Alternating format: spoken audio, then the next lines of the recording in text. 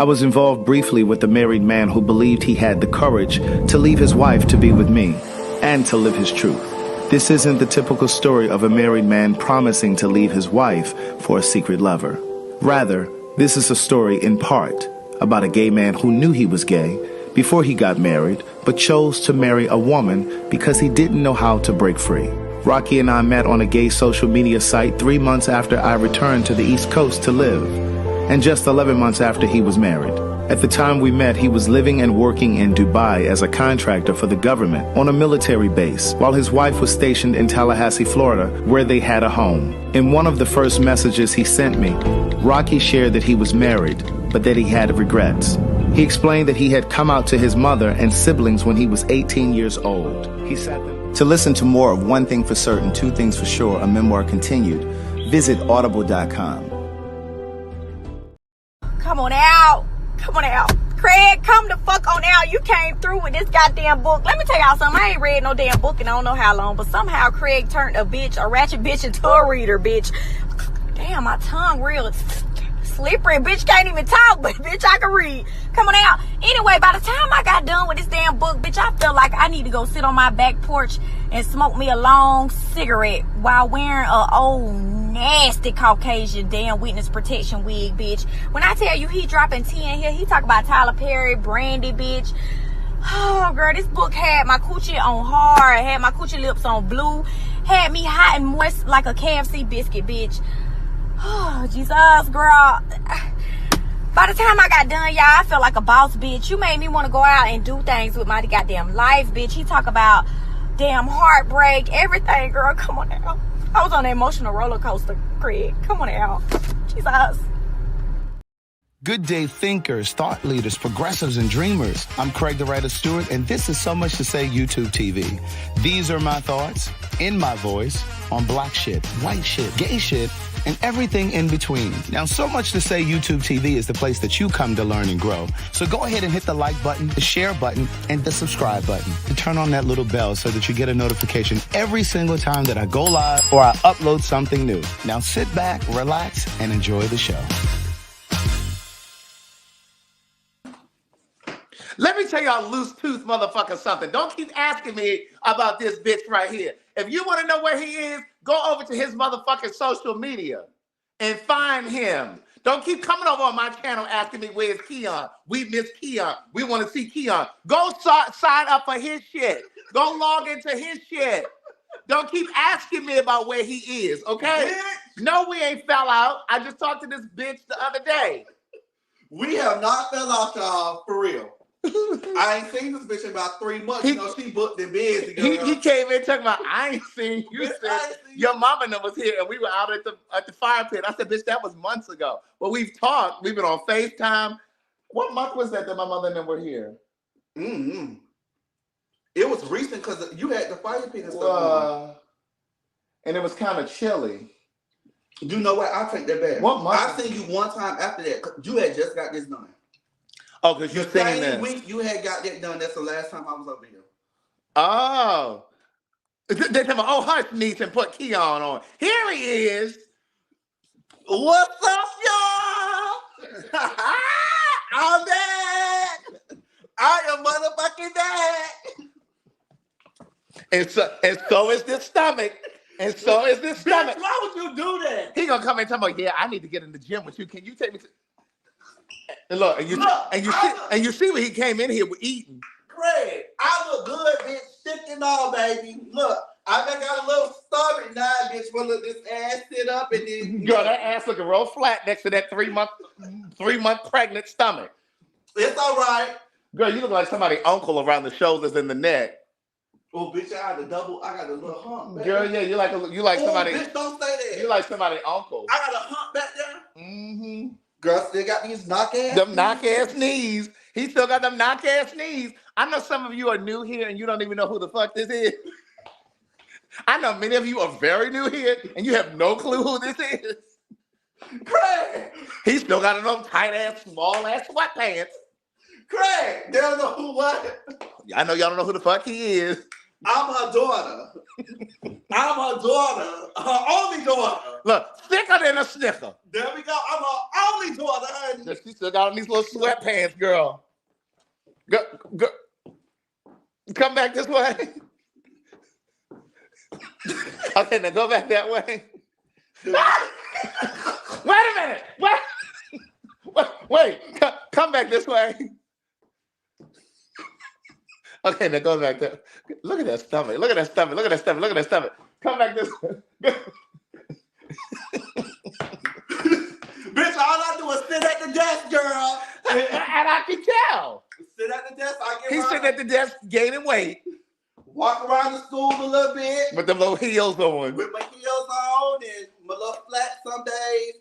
I just took a boot off of this leg, bitch, because you know I had to fuck up this kind of He fell at work. What was that? About a month ago? He fell at work. It was a straight level ground, and he come calling me, telling me, bitch, I fell. I said, well, what happened? He said, I don't know. I looked back. Tell me I'm gonna get security to look at the cameras to see. Girl, I had security look. I was just. And what happened on? I wasn't on the phone or nothing, Craig. You went and looked at the camera. And yeah, they pulled it. I was just walking, bitch. Next thing you know, I'm on the ground. I remember looking around, like, damn. Trying to sue that little remedial school. I ain't gonna sue them people, honey. I can't get no workers' comp, baby. Why? Well, I can, but I ain't filed for it. Why you ain't filed for it? Why? I mean, what you mean why? That's free money. You could have sat at the house. Oh, well, bitch, maybe I need to go back. Maybe I need to go back. Right. So listen, Keon has been doing churro. No, bro, I ain't been doing well. Here you go, girl. Look, the business then went under already. No, bitch, I got my business license, bitch. First of all, why is he yelling? I'm standing right here. Girl, you louder than me. So he was doing churro. But it is like churro. But I do private rentals. I don't go through the Turo app and they book straight through me. Somebody said go back and refall. So what happened now? Yeah, so I haven't put my cars on the Turo app. Okay, so let me break it down for y'all. Okay. So instead of him actually going to Turo, so for those of you who don't know, Turo is kind of like an Airbnb for cars. So let's just say you don't have a car and you don't want to go through the rental car company because your credit is fucked up. And so you don't want them to take your debit card and put $500 and hold $500, or you don't have a credit card or whatever, or you done fucked up your history with Avis, Hertz, and Budget. So you go on Turo and you can rent somebody's personal car. Mm-hmm. Well, he had me thinking that he was on Turo. So in other words, he ain't really on the platform. He just posted on his social media. So if you want to borrow his other car. Well, no, I'm actually going to put this one on there. And how do they pay you? Through they can pay through Zelle. They can pay they can pay through Cash App. They can pay through, and you got a contract? I got a contract, bitch. I got everything, girl. You electronically sign, bitch. You e-sign. You do everything, bitch. I ain't playing. And so you about to put this car out here on there as well? Let's go ahead and show the people. It's a 2024. This one out here is a 2024? 2024. Okay, come on out here, everybody. You may be coming to Atlanta. Okay. It's a 2024. What is this? This is a Honda Civic Sport. Oh, it's a Honda Civic Sport. So there is a difference. Okay, this is the Sport. Okay. Okay, I'm just making sure there's no damages before my people start renting. Okay. Yeah, she brand new, honey. She a little dirty down here. Well, girl, you know, we just had a little hurricane, girl. We did have a little storm. Okay. She good. Yeah, she looks like she's in good shape. And then the other car. They want to hear the horn. Well, I got the keys. It ain't like Lucy. Yeah, because that other car didn't really have a horn per se. Okay, so we're gonna hear the horn when we get inside. The other car is what kind of a car? A Cruze, a Chevy Cruze. It's all on my platform. A Chevy Cruze? Yes.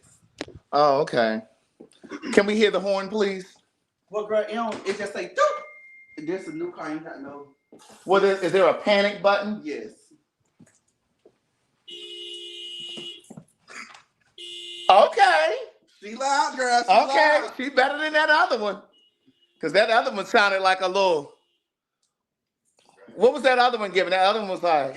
It was like yeah, that shit sounded like a remote control car. Girl. Okay. Yeah. Girl, So, would you like a cocktail? yes, bitch, you know I want one. I ain't came over here drunk none of your look in a long time. You got you a new little bar, honey. Oh. Yes, indeed. I'm Oh, wait a minute. Let me turn this off. I'm trying to grow up and be like you, honey. You know, I'm trying to keep the money flowing too, girl. Did you need a little light? Oh, did I turn these off? While I'm trying to be fancy. Oh, girl, she trying to be fancy. What's up, y'all? They talking about you got thick. Girl, why this is crooked? What? This is a little crooked, baby. Yeah, you know how to upgrade it, honey. I ain't in no A cup no more. I'm a B cup now. There you go. You see I'm sitting up? No, I always had broad shoulders and stuff like that. Good. You got broad shoulders. Uh-huh. Oh, okay. Bitch, what a way to have a Friday cocktail, honey. Right. Girl, what you got in here? Well, it's down here too. Oh, you real fancy. You know what I want, this Jack Honey, baby. Well, Oh, yeah. It's only a little corner in here. It's more than a corner. That should be enough for two. Let me wash my hands. Please and thank you. Come in with his dirty hands. Yes. All in my ice. I ain't seen you in a month of Sunday. Baby. You've been on this road. You've been across the seas. Listen. You've been on these boats. You've been everywhere. And girl, You know, I'm rich too, girl. when you ask the Lord to use you, baby, you have no choice but to let him use you. Hey. You can't say, Lord, use me, and then want to pick and choose how he's going to use you. Amen. You got to be open. Yes, sir. I'm going to say that again because I think somebody missed it. When you ask God to use you, you can't then come back and pick and choose how he's going to use you. When you say, Lord, use me, he's going to use you. Who was this texting me?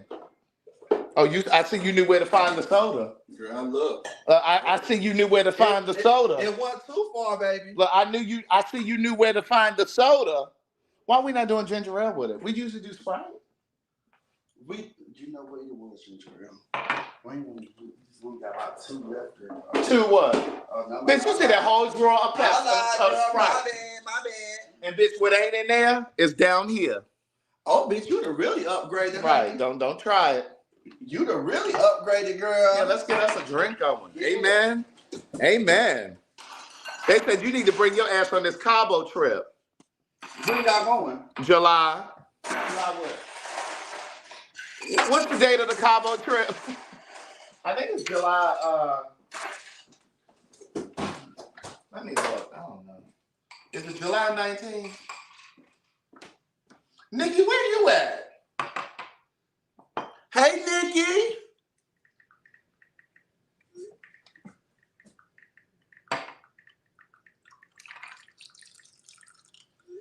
Let me see.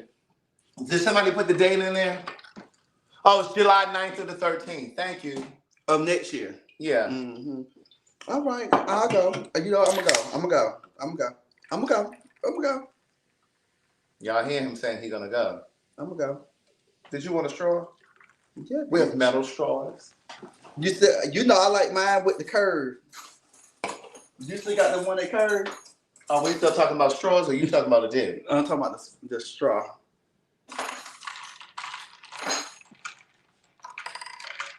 Cheers. Cheers, Craig. Yes. To the weekend.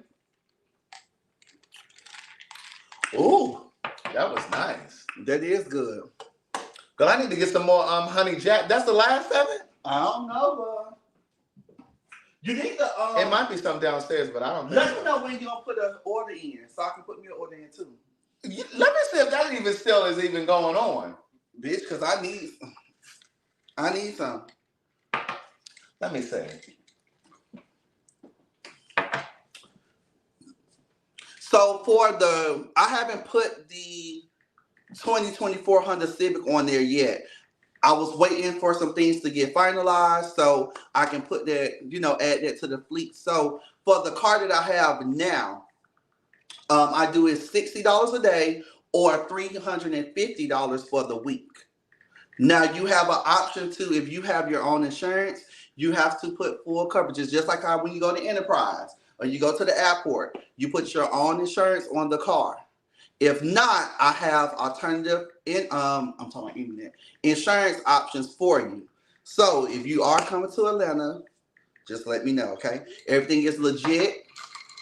You do not have to meet me to pick up the card. You can, like how you go to Turo, you just go. I will give you the code to put it on, put the little key code. You get your key and you get in the car and you drive on about your business. He swear he a businesswoman. I am, girl. I am. He swear he's a businesswoman. I am. Baby, I run them people school. But I can't run my own.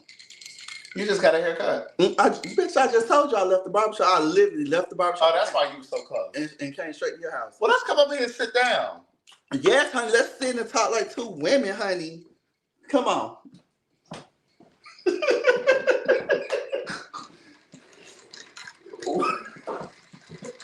Great. You so motherfucking stupid. Let's go over here and sit and talk like two women. Oh, bitch, you got some new chairs over here? Bitch, them chairs been there. No, Craig. The last time I came over here and I sat, bitch, we had some other. Oh, those other, I sold those other ones. You ain't take this couch off of Facebook. You put this on Facebook Market, then you did. No, but I keep saying I'm gonna sell that couch because I really. There was something you put on Facebook Market or somewhere. I seen it online. I said, look at Craig. I had these chairs up there, the old chairs. I really want to sell that couch and get Wait. I want a cloth couch. Picture or a TV? Both. I was like, wait a minute. What? That look nice. Thank you. So yeah, so you can just. But yeah, that's a TV. I know you had the TV there, but it looked just like artwork. Right. Yeah. No, that was nice. Thanks. What was I looking? I was supposed to put this plug this up. Here.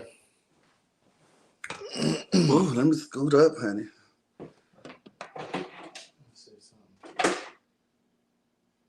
Let me see what the people are saying.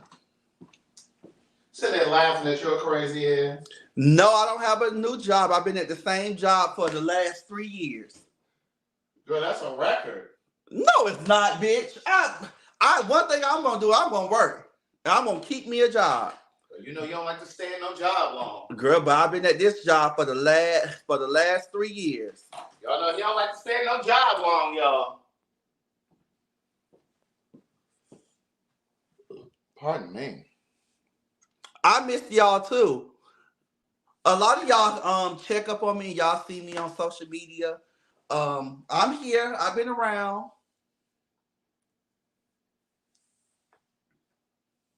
I have definitely been around.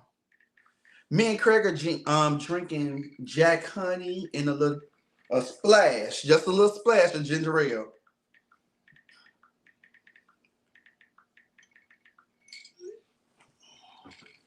Let me slide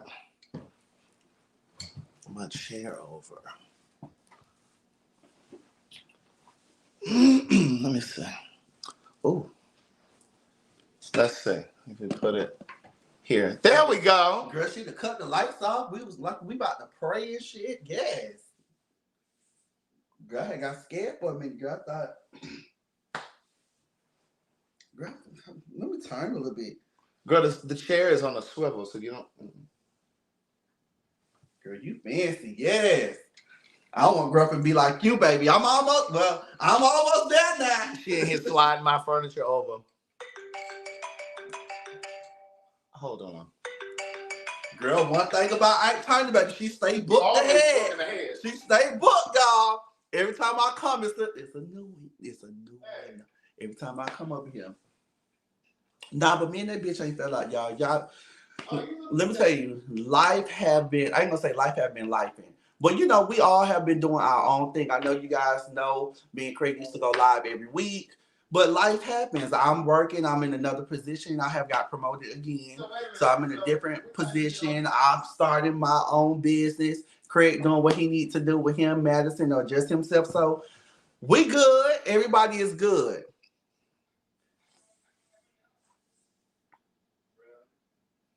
Talking about Keon, we trying to hear the background. Girl, you know, she done went all deep in the back. Yeah, but I told him we need to start going back live. I was in his area today. So I said, let me just swing by here. No, Lady G. Who you 2 years? Like that ship have sailed, honey. It is long gone.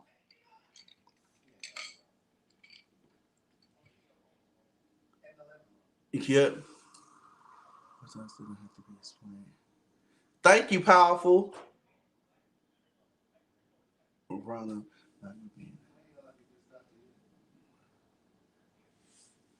Yes. Oh my God, I see so many of my people on here.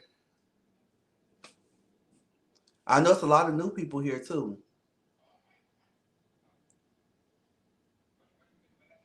Miss Ann, we ain't gonna talk about that.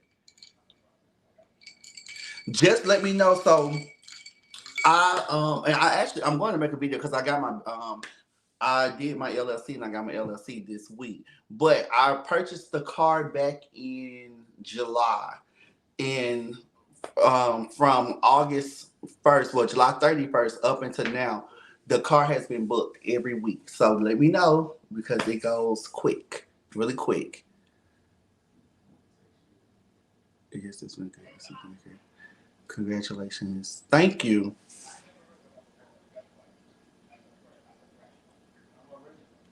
Yep. I actually had cut my hair again, and it's growing back now. I had a head full of hair. You know, you see this little curled up a little bit. I had them good rollers in. No, the Civic is not a hybrid. No.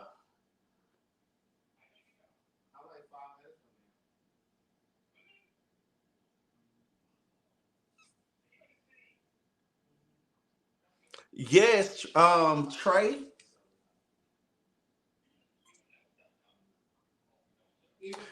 Yeah, the hookah business that I was doing, I did it for a minute, but everybody was doing it. And you know, it's here and there. So I still have tons of hookahs and everything. But I said this year that I want to do something. Actually, this was on my vision board to actually start something. And I actually jumped in head first and been grinding and doing it ever since.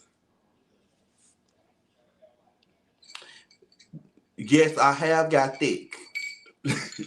Gained a couple of pounds. A lot of pounds. I'd have blew up a little bit. What Ashley say? Yes, you got to create. Let me tell you, you do. You have to create your own lane, and then sometimes you can't let everybody know what you're doing until you actually do it. You can't let nobody take you out your lane. Yeah, most definitely. Calling me.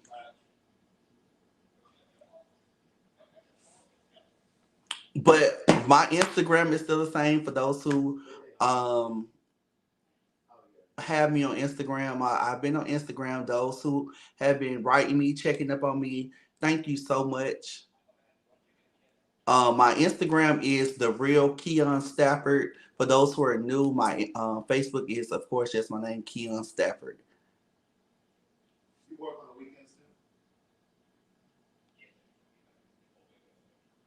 Yeah, so that's really what I've been doing. I post on my story, but I haven't really like posted like pictures or anything like that. But I'm still here. I'm still here. It's been working home, working home. I pop out of here every now and then. I go outside, but this it's been real low key. Keon been real low key and just chilling.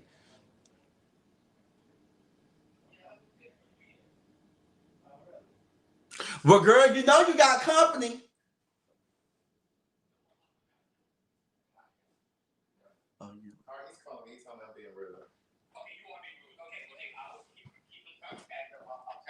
Okay. Sounds. All right. Oh God. Bye.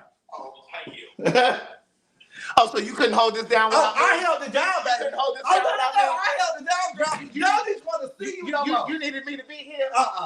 You needed me to be here, girl. I'm just saying. Is that what I'm hearing? You needed me to be here? Mm-mm. Because you didn't know what to do I without can hold me? it down, my bitch. One thing I can do, I can talk. Cheers. Cheers. Girl, shit, bitch, this about gone. I need a new one.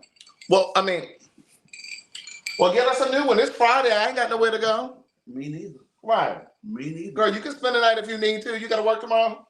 I don't work on weekend, honey. Well, for other people. You don't work on weekends anymore?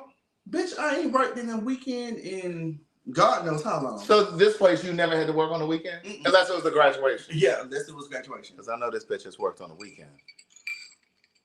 I'll take that back. When I first started with the company, when I was in admissions. You ain't got to touch me to talk. When I was in admissions. You ain't got to touch me to talk. When I was in admissions. You ain't got to touch me to talk. when you were in admissions. Yeah, we had to work one Saturday out the month. Girl, doesn't that smell nice? Can you smell it? Mm-mm. Your olfactory nerves don't work? No, for real. Because I smell a couple of different things. What do you smell? Whatever. Is that diffuser on? It's the same fragrance. We keep shit simple around here. We ain't got 15 fragrances going. You know, some of y'all need to stop burning that damn what's that shit that Fabuloso? That's cancer. You breathing in cancer. Stop burning that. Let me tell you, I used to boiling that. I used to put a little water in the pot, pour a little Fabuloso in there, and bitch, it make your house smell real good. Meanwhile, giving everybody cancer. Child, give me a cup. I need a little more ice though. I know. Please. Look, somebody probably boiling some Fabuloso now. Girl, pine salt. Yeah, put that up. Stop using that. You cannot use that. There are carcinogens in Fabuloso. Craig, I thought I had my hookah in the car. Oh, you thought you had your hookah? Yeah. You want a little piece of edible? Well, Huh? just a little piece. She's like, she don't know. Girl, I made a tuna last night. That motherfucking You tuna. know what, girl? Fuck you, bitch. Because for me to be your only child, girl. Child. Girl, I'm trying to put all of it in your car glass. It's going to be enough for both of us. Yeah, see, that was enough for 2 drinks for each of us. This fragrance that I have in here now is called Santal. I have it in incense. Let me ask you. As well as the diffuser oil. Do Wix Nola still do her? She sure does. I need to hit her up because do you know I just ran out of my little spray, my little room spray. Oh, for real? I just ran out. That room spray is everything. Let me get us a little piece of candy. Girl, yours is the crooked straw. Don't be drinking out of my shit, girl, because I don't know what you been doing. Girl, I don't know where your mouth been. Cheers. Cheers. You know you've been all around the world lately. Been around the world tonight, Girl, you've been to London a couple of times, and you've been here. You've been everywhere. So, girl, I don't know what type of piece you got around here. And I still ain't never had no STD. And I just got my coochie in check too, girl. I thought you were about to say you just had an STD. That's what I thought you were about to say. No, I just got my coochie check, baby. She is clean, honey. She is clean across the board. Girl, yes, she is, girl. She is clean across the board. Girl, she is clean, honey. Girl, what makes you gonna get a test? Well, girl, you know I'm on the prep. So, girl, we got to go faithfully. You on what, girl? The prep. Because I don't want to. I know a lot of you straights don't know nothing about prep. Girl, you know they got a little a prep called Doxy now, honey. Girl, that's Doxy Pep. Uh-huh. Yeah, that's for the girls that's trying to. I ain't got on it. But bitch, for Pride, I seen them advertising. Bitch, they had big bottles. Girl, let me tell you about that Doxy Pep. Girl, that Doxy Pep is for them girls that's trying to fuck raw girls. The first time I heard about it was between you and Madison. Yeah, I was talking about it one day. Girl, yeah, they got that Doxy Pep for them children that's trying to fuck raw and trying to prevent chlamydia and all of the other syphilis and gonorrhea. They say you take it within 24 to 48 hours. Girl, yeah, it's like a morning after pill. The Plan B, girl, it wipes it away. But see, what them children need to understand is, girl, it's gonna be like an antibiotic. You keep taking that shit every day, it ain't gonna be able to work. Ain't gonna be able to work. Huh? Step aside, please. Let me give me a little knife so I can cut us. Y'all see her rainbow knives? let me cut us a girl with your rainbow piece of candy. Okay. Get us a little piece of candy. Girl, I made some tuna fish. I still wrap it up. Okay. Because, you know, the people, they'll tell you they don't have it. They'll say they undetectable, girl, and they have the strongest case of it. Girl, I had a conversation with somebody last night and a couple nights before. I was like, why is it that whenever people who are negative have conversations about HIV, there's always this, oh, well, you all are bringing stigma. You're bringing, I'm like, why? Because we're negative? Like, because we're negative, we can't talk about it? So we can never talk about it without there not being stigma? Help me understand that. Now, let me tell you something about these edibles right here. Girl, them look like Goldie Gun. These are 100 milligrams per piece. So, girl, I'm going to give you a very small piece. Because this ain't no motherfucking Goldie gummy. Don't give me no shit where the room starts spinning, Craig. Girl, because I remember before you had gave me some shit, bitch. Well, see, the last time you were like, well, I don't feel it. Can I have another piece? I felt good night, bitch. Yeah, I know you did. Bitch, I woke up, girl, I was trying to go to the bathroom. The bathroom was on this side, bitch. Right. It was really over there. Right. I said, damn. Right. So, yeah, we're just going to give you a little small piece. I remember a time, honey, you was... That flavor is nice, ain't it? It is. Yeah, you remember a time when... I remember a time you didn't do nothing, honey. Look, it says warning, very extra potent. You said I didn't what? You ain't do nothing, honey. She ain't smoke, she ain't drink, she ain't do nothing, honey. You was like the Christian child. I've always had a cocktail from time to time.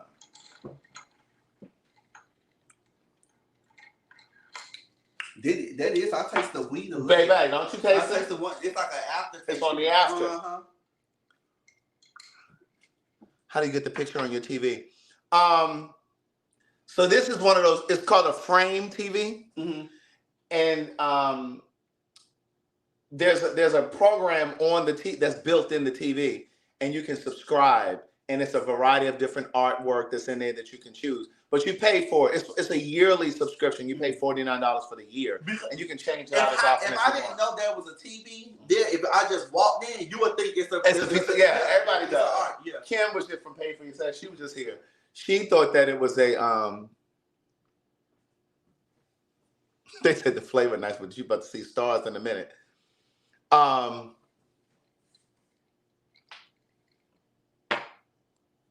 Look at Amber. Who the fuck you talking to in this title? Because I'm the one who asked for Keon. You ain't the only one who asked for him. It was a bunch of y'all asking him, getting on my fucking nerves. Oh, girl, these are the people calling. You know my basement flooded, so I had to call. Go ahead and get to them. Well, girl, the other people I gotta take care of. This is It's all right.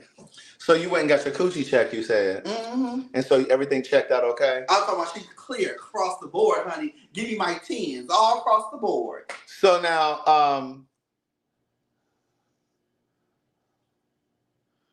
not Jameez talking about, yes, Keon, so glad to see you in with Craig. Oh, hey, Craig, child.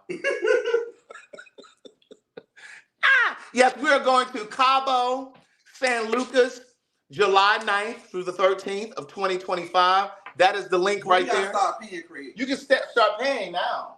Okay. And then you'll have all the I want my own room. Yes. I need my own room with a balcony view, just in case. You know. There you go. Just in case what? Well, I'll probably be. Just in case what? No, I wanna. You know. You gonna bring somebody with you? Maybe. You got to pay for his trip. No, he pay. He gonna pay for it. Oh, you got somebody that you seeing? I got somebody that's in the interview stage, you know. That's in the starting lineup? In the starting lineup. Mm-hmm. So is that why you had to go get your coochie check? Well, it just fell into play, honey. I go with, but if I'm seeing somebody or not. My girl Stacy is already booked and ready to go. So is Mantra. So is my girl Powerful. So wait, let me ask you. So you already gave him some? Gave him some what? It depends on what you mean giving some. Some snatch. Maybe a little Hershey bar here and there.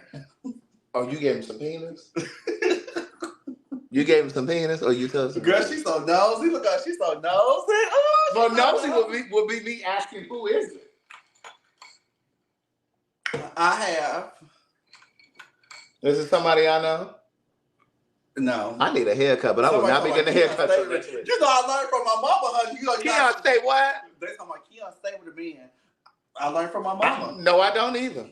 No, I don't have a man. Hold on, let's be. Okay, because yeah. Let's be very clear. Let me tell you something. I am in a stage in my life, and I have got to a point. They said that's that love weight on you. And I have gotten to a point in my life. It's okay to date. It's okay to. I've been trying to tell you that. But let me tell you something. I ain't just selling. I ain't just selling for a fuck thing. Okay. I ain't doing it. Now, when it comes and the time is right for somebody to, take me up and sweep me off my feet, then it's gonna come. But until then, she's having fun. She is having fun. Oh, okay. So how long y'all been? Girl, don't put me in no interview, girl. No, I'm just asking. Well, because you never interviewed me. You are shady. Those of you that have been watching for a while, remember he never did an interview. When I see you on Vincent's thing, I thought about it too. I said, Vincent didn't interview me. This bitch ain't interviewed me yet. So y'all hunching? We have hunched. Have y'all fucked? We done fucked too. Oh yeah, I figured as much. Okay, is it good? Child.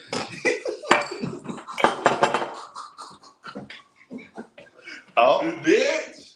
No, but I will say this. When you're dating, you ain't fucking everybody up. But I will say he has had my attention. Like How old is he? 33. Okay, you're 30. Mm-hmm. That's good. No, but he knows how to talk. I like his company, etc. But I'm still trying to, be good in the beginning, bitch. I'm trying. You know how they do, girl. They know how they know how to reel you in, girl. You got to get past that representative. Okay. So, he's not from Georgia, I'm sure. Mm-hmm.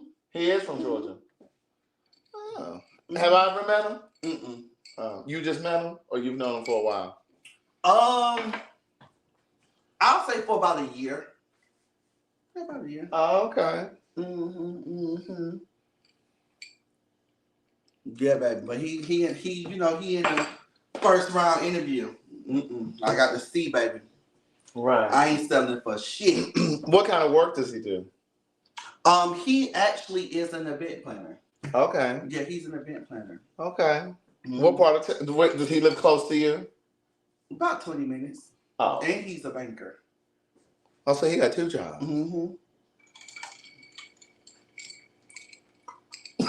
Wait, what was this? I had to drink my drink. Girl, who you seeing that? Well, let me not say who you seeing. Are you seeing anybody? Because according to this, the way you got up and ran back there. Oh no, that was a friend of mine. I haven't talked to him in years. Oh, you want to like this for your friends? Is this a friend or like a friend? We used to date. You see how truth come out? No. He in a whole relationship. Oh. No, he asked about my mom the other day. Mm-hmm. And I said, oh, interestingly enough, I'm in Maryland, and my mom had to have surgery. Okay. And you seen him? Huh? You seen him? Seen who? The guy. Just now. On FaceTime. He just called me on FaceTime. He's never called me on FaceTime. Oh, wow. But so back to my question, are you seeing anybody? Or seeing I'm doing a little something. Okay. No, because this, let me tell y'all one for the newcomers, this bitch will be in everybody else's business and won't tell you nothing about his. So you have to flip it back. Because he knows him. I'm a journalist. Sorry. I ain't nosy, I'm a journalist. Mm-hmm. We're going to do PhagTawlk Sunday. Hey, Tiffany Smith-Bell. Tiffany Smith-Bell, are you coming on the vacation this time? Are you coming to Cabo? Girl, that edible about to pull you right together. Girl. I made some tuna fish last night. When I say that shit was so motherfucking good. Really? Bitch. What Jack? How Jack doing? Jack is, good. I talked to her earlier today. She usually writes me a text here and now. Yeah. Mm-hmm. I haven't seen Christy Smith-Bell. Where you been? I mean, Christy Burt Williams. I said Christy Smith-Bell. I didn't merge her name with Tiffany. Keon is an Aries. Mm-hmm. Ike Turner is always booking ahead. Miss Tammy said you're coming to Cabo? I'm trying to figure out if Tiffany Smith Bell is coming and where my girl Christy Burt Williams. Are you coming? And where's Marie? They did all that talking about how we booked the cruise during the time that the kids were going back to school and this, that, and the third. Okay, it's July now. Oh, my girl Christy said life and life. Are we getting one more? Yeah, we can make one more. Girl, you going through something? You all right? You need to vent? You need to talk? I know no Big Mama ain't been up here in a long time. Who ain't been up here? Big Mama ain't been up here in a long time. You need to talk to Big Mama. When is Hampton homecoming? When is Hampton's homecoming? Somebody just asked me if I was coming to the homecoming. Oriana. Wait a minute, who's this? Yes, where are y'all? Because I'm not going if my faves ain't coming. Girl, you supposed to be coming on the cruise and backed out at the last minute, Amber.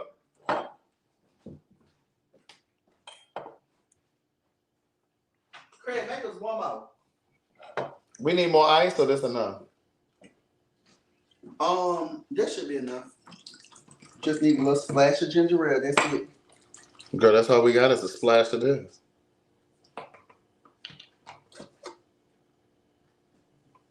Who said Keon and I can share a room? Who said that? Girl, you got somebody now. Don't be trying to No. spread that cat all around Cabo. Where is it? It's right there. You just passed it. Go up. Chris, I think. Oh, he said Ken and I share the same birthday. Well, look at you talking about sharing the same room. Just fast. And sometimes trying to make it seem like I just throw cat all around. I got a front piece too, I know you don't really use that much, so. No, you don't really use yours. Shit. Yeah, Girl, I use put mine. that over there in the recycling bin. That's the blue one. Right. Girl, I use mine, girl. Girl, when? When you pee?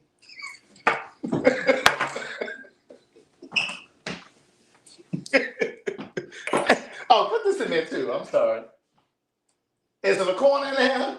Yeah, get that out of there.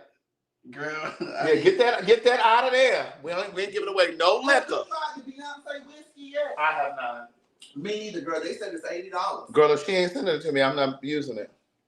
Yeah, girl, they say it's $80. Girl, you know how many bottles of Jack I can get? Right, I'm not spending $80 on a bottle of liquor. She got enough money. I want to bring PhagTawlk to Charlotte. Wait, there's a new season of Ghost? Oh, let me get on that tonight. I want to come to Charlotte. We got to find a venue, though. That's the challenge. It's not that we don't want to come to these places. It's just a matter of finding a venue.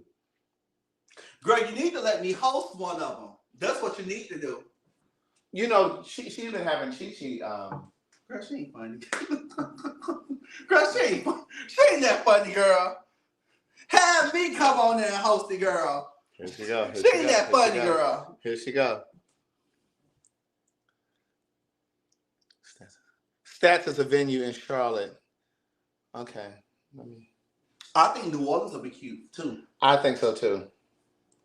Stats in Charlotte, right?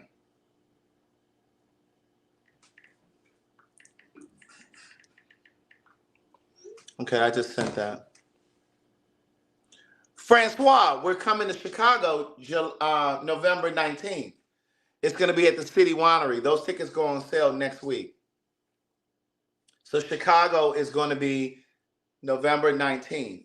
And we got a second show in Baltimore November 8th. Those tickets for that one are already sweeping through, and I'm not exaggerating. The second show in Baltimore is a Friday. It's November 8th, and baby, I'm telling you, them tickets are already moving. I think you added a second show there. Charlotte, yes, it's November 8th in Baltimore. The tickets are on Eventbrite, and I posted it on my social media and all that stuff too. I know 2 people in Charlotte that can help you find a venue. We need a venue for Charlotte. We need a venue for Houston too. QC Soundstage in Charlotte. Let me text.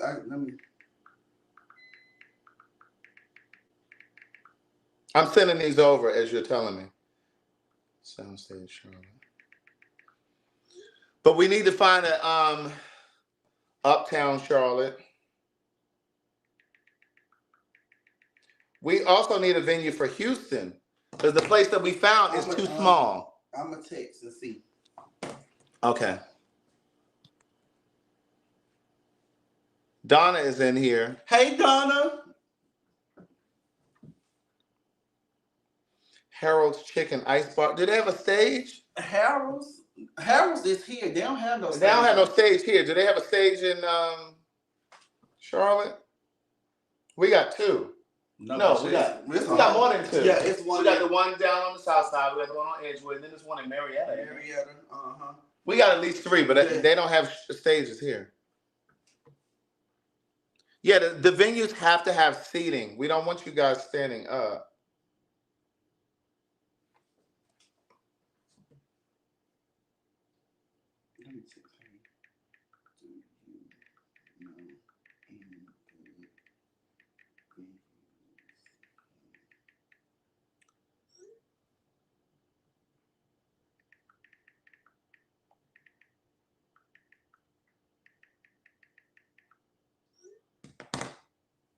Let me see. I'm waiting for somebody to text me back. Yeah, we definitely listen. Charlotte is definitely on my list of places to go. They said they love your hair. Thank you. Okay, they said Stats has seating. I sent Stats over, so yeah, I'll check on Stats and then. But we have to have seating because the place in Houston that was recommended, it's Black owned, and I really would like to do it there, but it's too small, and like the majority of you would have to stand up. They only have enough. Like we could. Yeah, it's just too small, and I can't, in good conscience, ask people to pay for a ticket and they got to stand up. Like that just don't make sense to me, because I wouldn't want to stand up. Yeah.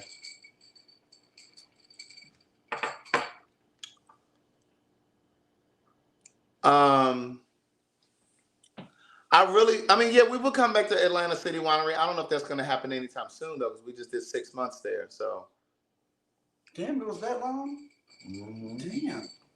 It was all summer. Well, it started in, I think the first show was what, May? And then the last show, so May, June, July, August. Well, it was 4 months. It was May through August. Yeah, and then we did Nashville twice.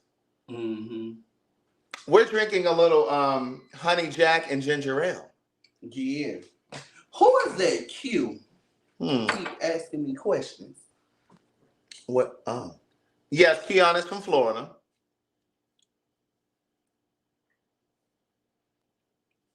Yes, Keon is from Florida. So wait, you and this guy. Girl, look, she trying to go back. Look out. What, girl? What? So you said the sex was good. Girl. What makes it so good? It's good. But what makes it good? What makes this?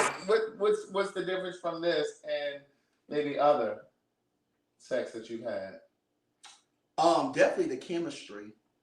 The connection. Y'all did it at your house or his? Or both? Mine. Look at Rach talking about Keon, I missed you. Sorry, talking about thick Keon. Everybody love me with weight. I'm trying to get rid of this stomach. Don't let them have them people who have you fat. Now, if I can lose this stomach and keep like my shoulders and still sit up, and this. If you can keep your stomach. No, if I can. Oh, I was gonna say, what you want to keep that for? Believe it or not, people love stomachs though. Girl, it's about your own health though. I know. I'm gonna get rid of this though. Donna, what you talking about? No, but I want to get some. You want to get some what, Donna? And then who was it that said I just got your second book today? Thank you very much, ICJ. I appreciate it. In Houston, try the El Dorado room.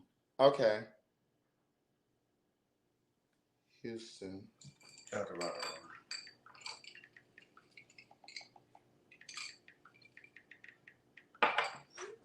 Thank you for that, Dion.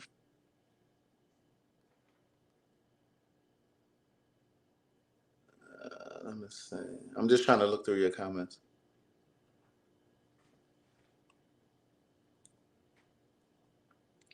What you mean? What does Aunt Gloria like? Mantra.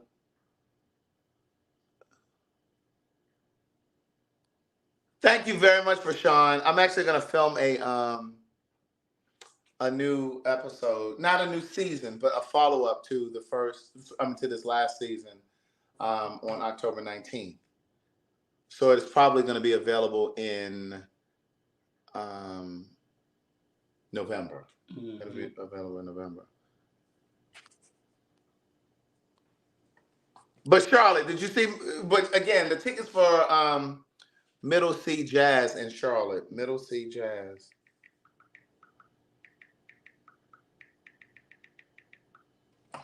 But yeah, so we're gonna be doing the second PhagTawlk November 8th, Friday, November 8th.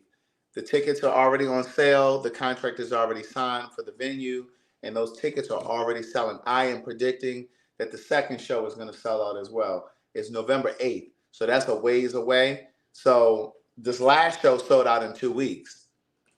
That's good. Yeah. That's real good.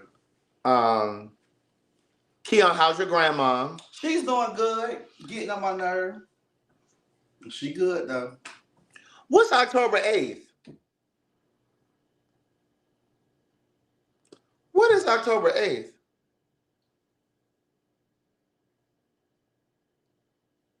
I don't know what you're talking about, Tiffany, for October 8th. I'm not sure what that is.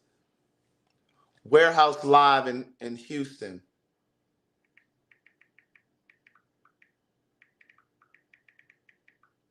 Okay. Come to Old Lounge in Oakland. Keon ain't see Telling Our Stories. No, I ain't see it. I think I watched a little bit of the first episode. I didn't even know the bitch had to record the Telling Our Story season 3 till I seen it on Instagram. No, she had to film it with the senior citizens this time. Wait a minute. Charles was there. He's 34. He is. What you trying to say? You trying to say he had a horrible 33? What you say? You had some rough 20s. You had a rough 33. Is that what you're trying to say about Charles? I thought he was older. You thought Charles was older? Mm-hmm. Now, your one friend is really handsome. Who? Elgin? The short one. Dark skin? With the pretty smile. Really dark? That's Elgin. Yeah, he's really handsome. Everybody's been on Elgin. Yeah, he's handsome. Everybody has been on Elgin. Yeah, he's really handsome. He's really handsome. I've gotten messages about Elgin, a couple about Tito. Who is Tito? That's the buff one? Ain't nobody on that buff. Elgin.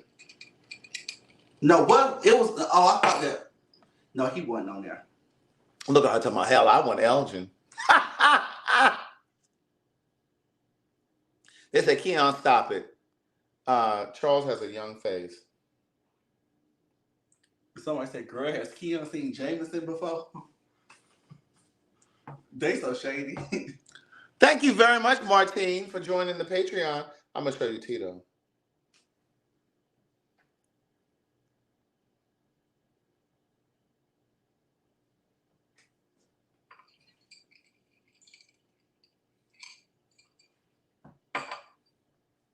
Let's see. Are you registered to vote? Yes, bitch. Okay. This Tito.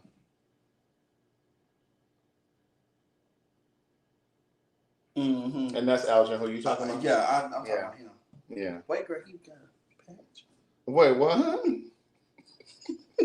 What?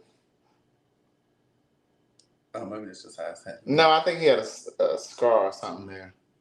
You stupid. Girl, I hate I notice everything. I hate it. I see everything. Yeah, that's just so. Yes, Pay for Your Say is still going on. I did a live earlier today with Kim, and the promo code is Craig125. Just go to paidforyoursay.com. No, say it ain't so. I don't believe it. I'll believe it when I see them transformed.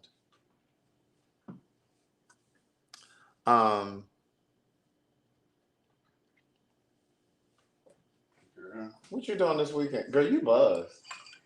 I'm good. Oh. Yeah, I'm good. You want another little piece of edible? I'm okay.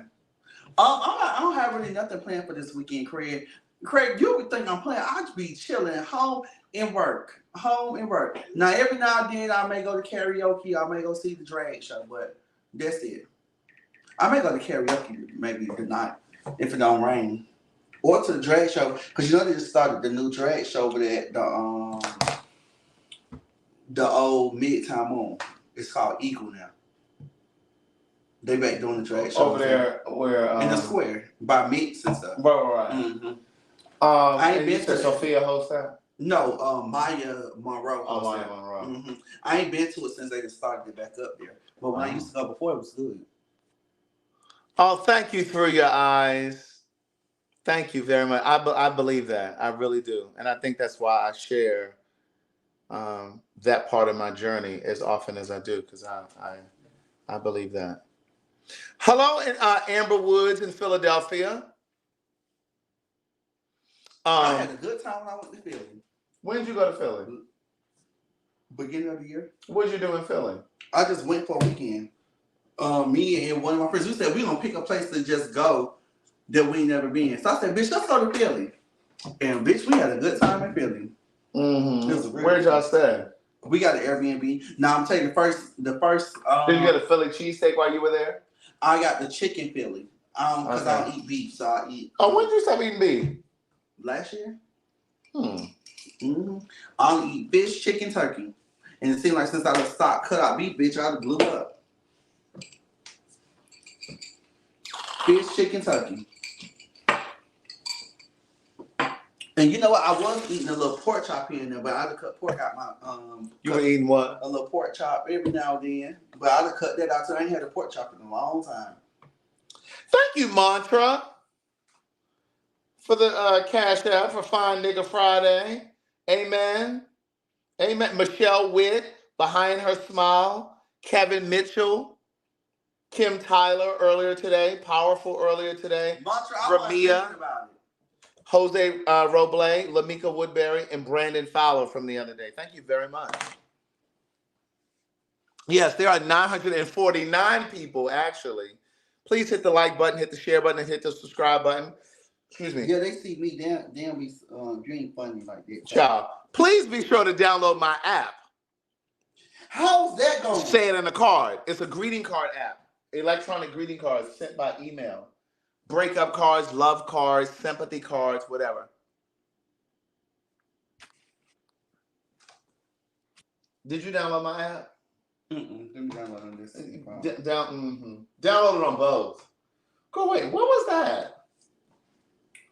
My basement. Oh yeah, all that. Yeah. Okay, get to the app store. Let me get you over to the app store.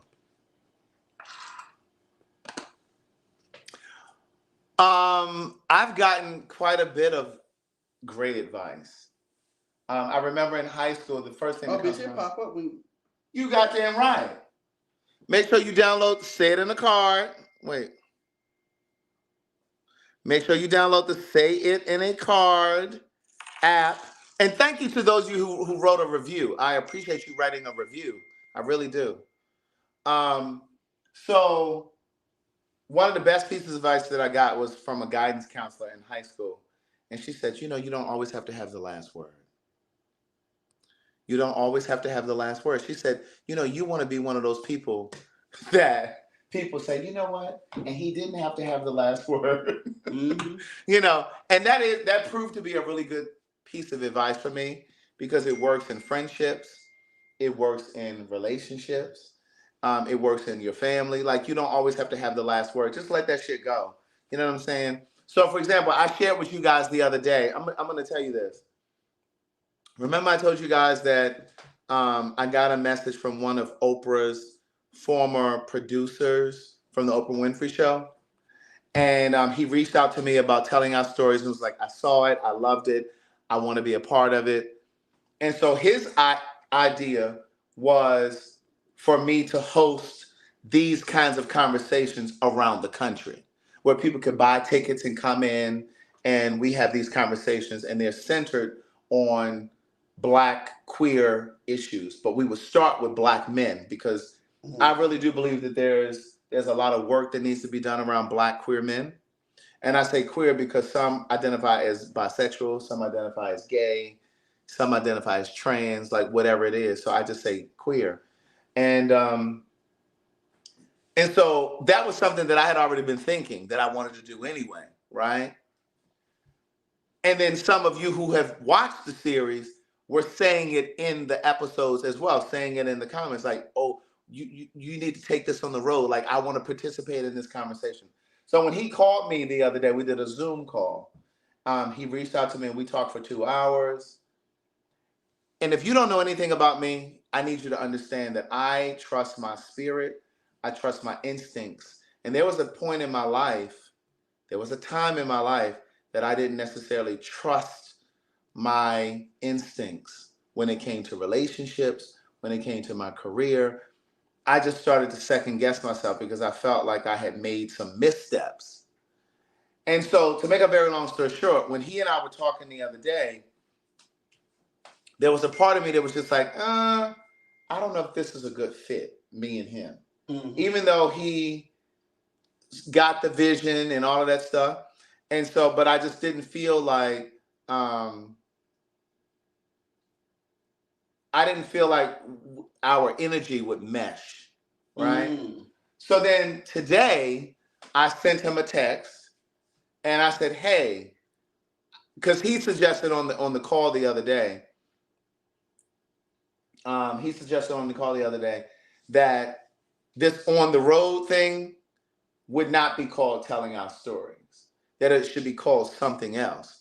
And I personally feel like it needs to be branded as telling our stories. Mm-hmm. Like that, like it makes more sense because those clips from telling our stories have gone viral. Mm-hmm. I can't begin to tell you, thank you very much, Demetria. I appreciate you for downloading that, the app. But I can't begin to tell you how many messages I have gotten from men, women, straight, queer, whatever. I've gotten emails, I've gotten DMs.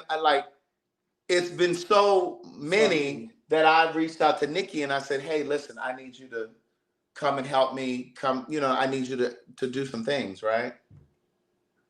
So I reached out to him today because he suggested on the Zoom call the other day that it shouldn't be called telling our stories. And so today I said to him, I sent him a text. I said, you know what? I think this needs to be called telling our stories. I said, because I've already branded it and people are already connecting with the name. And I said, so when it's time to go on the road, it needs to be called telling our stories because people will already be like, oh my God, that's the thing that I saw. You know what I mean? So why would we call it something else? And so he said, well, no, I just think that it should be called something. And he went into this whole long paragraph. And I said, I disagree. And I said, and I have to follow and trust my instincts. And he said, okay. He said, well, and I wouldn't suggest anything else. He said, I wouldn't, and I have to trust mine. So I don't think I'm going to be doing anything with him. And I'm telling you all of this. Thank you, Brianna, for downloading the app. I appreciate it. But I'm telling you this because I think sometimes when you are, let's just say you're trying to start a business or you've started a business or you got an idea and then someone comes along and they're like, oh, this is my vision for it, but it's different from your vision. You always go with yours. You got to go with your instincts. You always. And see, this is how a lot of singers and actors, musicians get taken advantage of. And specifically, like when you talk about singers in the music industry, they're so anxious to get a deal that they will forego their own vision or they will compromise their own integrity or whatever because they just want the opportunity so badly. Right. And I'm just not that desperate. You know what I mean? My instincts got me to this point in my life. Right. So it's like, I got to trust my instincts. And it makes no sense to take this on the road whenever that time comes and call it something else. Yeah. Like, why would I call it something else? And so to me, it feels like he wants to call it something else so that he can say he had a part in it. You know what I mean? I'm like, well, no, I was already thinking about doing this before you even messaged me. So anyway, I say all that to say, you got to use your instincts, trust your instincts, trust your gut, and stop being so afraid to say no. You can't be afraid to say no. And so I told him no. I said, no, I have to go with what I think, what I feel. You found me based on my own instincts. Mm-hmm. You found me based on because remember I told you guys, I wasn't going to do telling our stories. I wasn't going to do a third season. But there was just something in my spirit that said, no, you got to do one more. You need to do it again. And I think the next season is going to be the couples edition, because I got a call from a friend of mine the other day. He is married to a guy, and they've been together for some time. And he called me and said, hey, I just finished the third season, and I really want to pitch you an idea. I said, well, what's the idea? He said, I think the next season should be couples. I said, I'm already on it. I said, I already got the questions written out. And that's exactly it, Michelle. And I was like, I already got the questions written out. I already know what I want to talk about. I said, my reservation is I'm not sure if couples will be willing to be as forthcoming as I need them to be. Because the first question out the gate is going to be, has your relationship ever been open? Is it open now? Has there ever been infidelity? How did you overcome it? Are you still working through it? You know what I mean? Like, I want to ask the tough questions. And if you're not going to answer those questions, then there's no point in doing it. Yeah, yeah. And the reason why I want to do the couples edition is because I'm very clear that there are a lot of, I don't know about straight folks, but I know in the gay community, the queer community, there are a lot of us who don't really believe that gay men in particular, I don't know about two lesbians or two women. I think there are a lot of us that don't really believe that when it's two men, that when you've made it to 10 years or 15 years, that the relationship was always closed. I think we tend to think that when relationships are that long, it was open at some point. Or there was some cheating that was going on. And then I think there's a part of our community who believes that they just don't exist because they've never seen them. Now, I know couples that have been together for a long time, but I also know that some of them have been open. I want to hear from the couples that have been together and it's not been open. But then I want to hear from the ones who have been open. Right. Get you to, well, you don't talk no more, never mind. Oh, get to the vanilla and chocolate. Oh, I don't want to talk to them.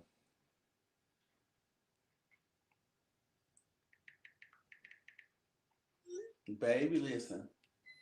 Wait, Leah, you know who I'm talking about? She said they'd have tried some things. LOL.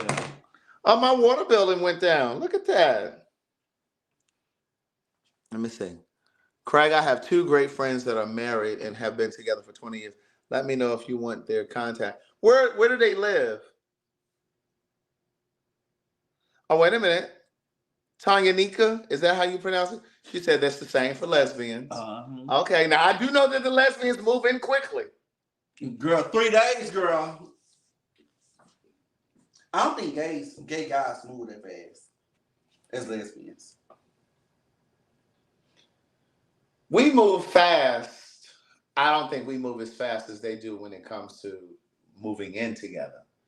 Baby, them lesbians go on 2 nice dates, bitch, and they got a U-Haul already packed. Well, let me shut my fat ass up. I moved the nigga in 10 months, girl. You moving? I said I moved the nigga in 10 months. Oh, you moved the nigga in 2 months? 10. Oh, they live in New Orleans. In 10 months. Who? That last one? He moved in like 10 months. Yeah, I knew him. Yeah, see.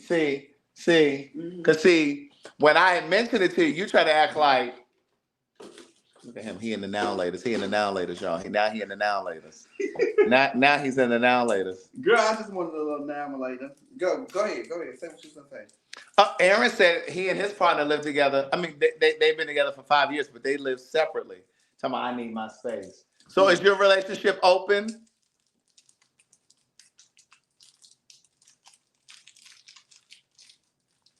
Is the relationship open? Wait, what did you guys say? I ain't actually nothing. I the last one for 10 months. I moved the last one in 10 months. And you said So when I first found out, I said, nigga, that motherfucker living with you. You remember that? And he's like, no, what are you talking about? What are you talking about? First of all, a mother knows.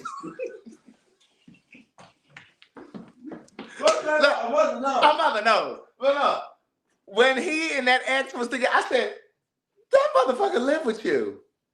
Yeah.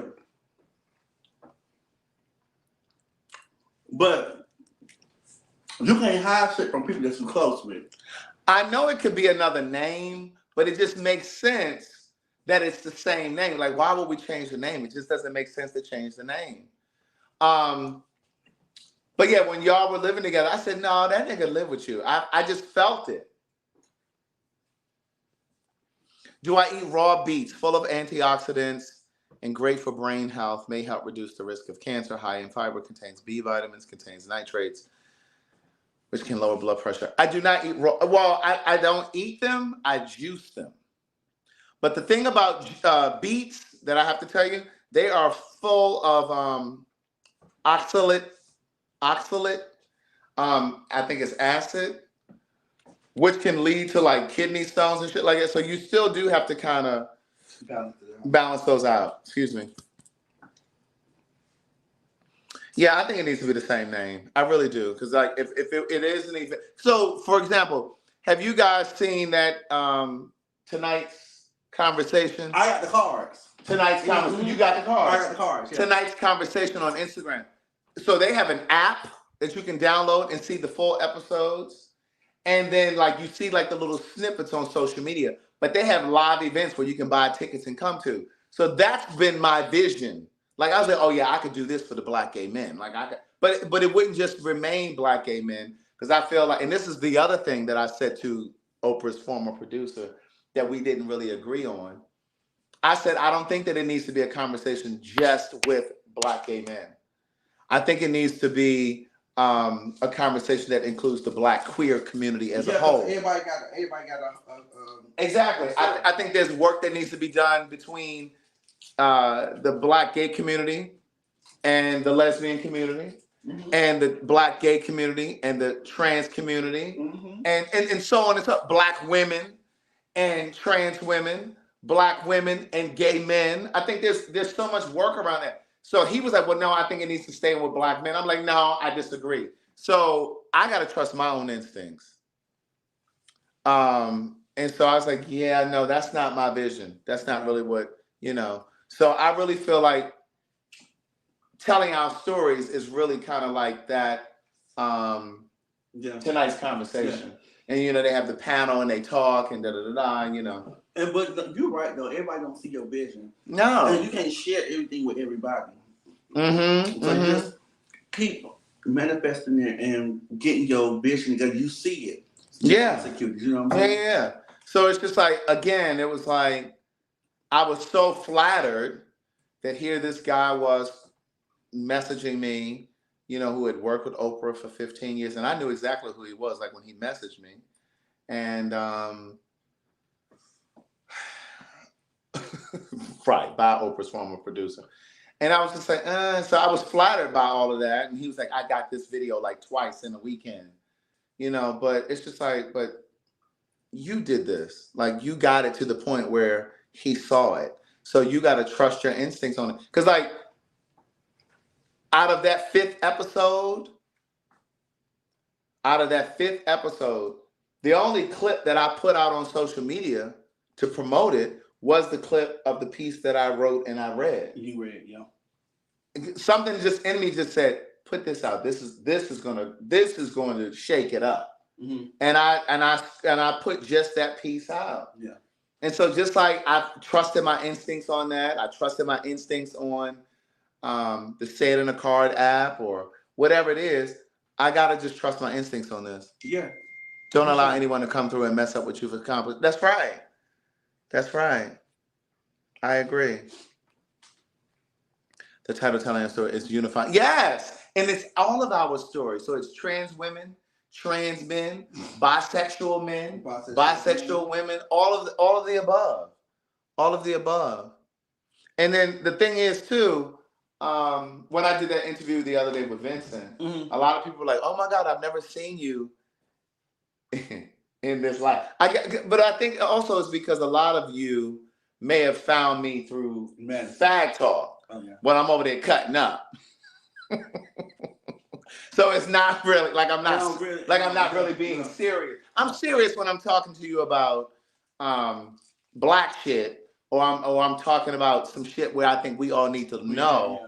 You know what I'm saying? But when I'm over there cutting up, different sides. Right. So I think that this telling our stories, it puts me in a different light. The reading, you guys are asking about the reading. It's funny because I've gotten a lot of messages about the reading. A lot of people are like, well, do you think he was really... Somebody said to me, a lot of what he said in his reading were things that you had already said in the interview. And so, yeah, I agree, Pat. I agree. I really do. And see, and again, like on the road, like if we do live events, if I ever get to the point where I do live events, I want it to be open to straight and gay. I want it to be open to whomever wants to come in, and have the conversation. But yeah, so some people were like, well, yeah, he kept cutting you off. When you were trying to be really serious, he was talking about making it sexual. What did you think about the reading? I didn't think anything one way or the other about the reading. What he did? He did tarot cards. And so one of the cards, he said, one of the moments he said, and within the next year, I'm going to be in my full, I don't remember how he worded it, but he was saying that within a year, in 365 days, I'm going to be where I want to be in terms of like in my career and doing all of the things that I wanted to do. And so like the things that I've wanted to do that I have yet to do would be to have a show developed for television or a film. You know what I mean? Something like I really feel like something that I've written, I would love for that to be on television or in film. I do think, now don't be worrying me now. I do think that there's another book. I've never thought I was going to say that. But I kind of feel like, don't be asking me about no book now. But I kind of feel like that there is another book. I've been writing, and I haven't questioned what it is. Hey there, Lily Marie. Oh, thank you, Lily Marie. Let me give you some sugar. Lily Marie. Lily Marie, where are you located?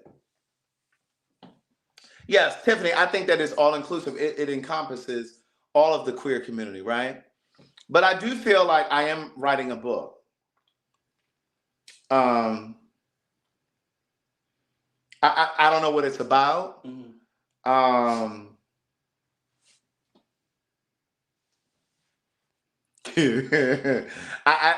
don't know what it's about, but I feel like I'm really starting to feel like, okay, yeah, maybe this is a book that's coming. I've just been writing stuff, and all of the things that I'm writing are kind of connected. I can kind of feel, I'm starting to feel like it's probably connected. Yeah. Maybe in different chapters, but I kind of feel like something is coming. And I don't really know what it's about. I really don't. It's almost like it's just my thoughts about about a variety of different things. But your last couple of years, have been eventful. And that's on different levels: relationship, friendship, career. It's been like this. Not saying up and down, but it's been different of things that you have been through that have been up, it went down. You started something new. So like you say, it's all connected, but you don't never know what it's going to be. You know what I'm saying? And how it's going to be. It could be you telling your story. Right. You know what I'm saying? So, Valerie, it's interesting that you say that because somebody commented on that today. I wrote that years ago. I think I wrote that in like 2013. But I think that is going to be a part of whatever this is that I'm writing. It may be a book of essays. I don't know if I believe in tarot card readings. Marsha S. I feel like Book of Jewels is my self-help book. It's called Book of Jewels for Personal Development. And I really, listen, I love all of the books that I've written, but I kind of, yeah, it's almost maybe that. But I really feel like I love all of the books. And the first two books are memoirs, so those are really personal to me because those are my stories. I mean, that's my life story. But I feel like Book of Jewels is my best work.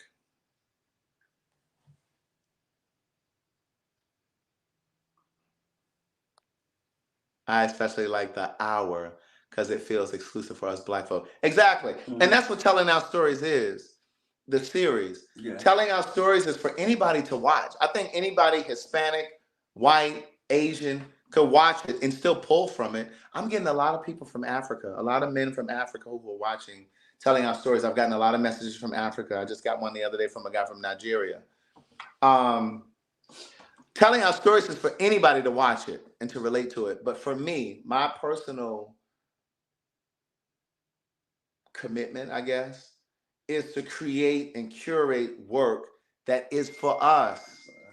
It's for us. And yeah, other people can connect to it and relate to it. That's fine. But I feel like this speaks directly to who we are and what we experience and what we encounter. And so interestingly enough, because I got a message the other day from a guy who said, I don't really understand why, it was said in one of the episodes that Black men are broken.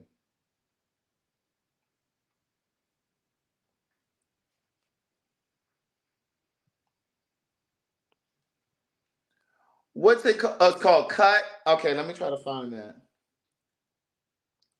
And so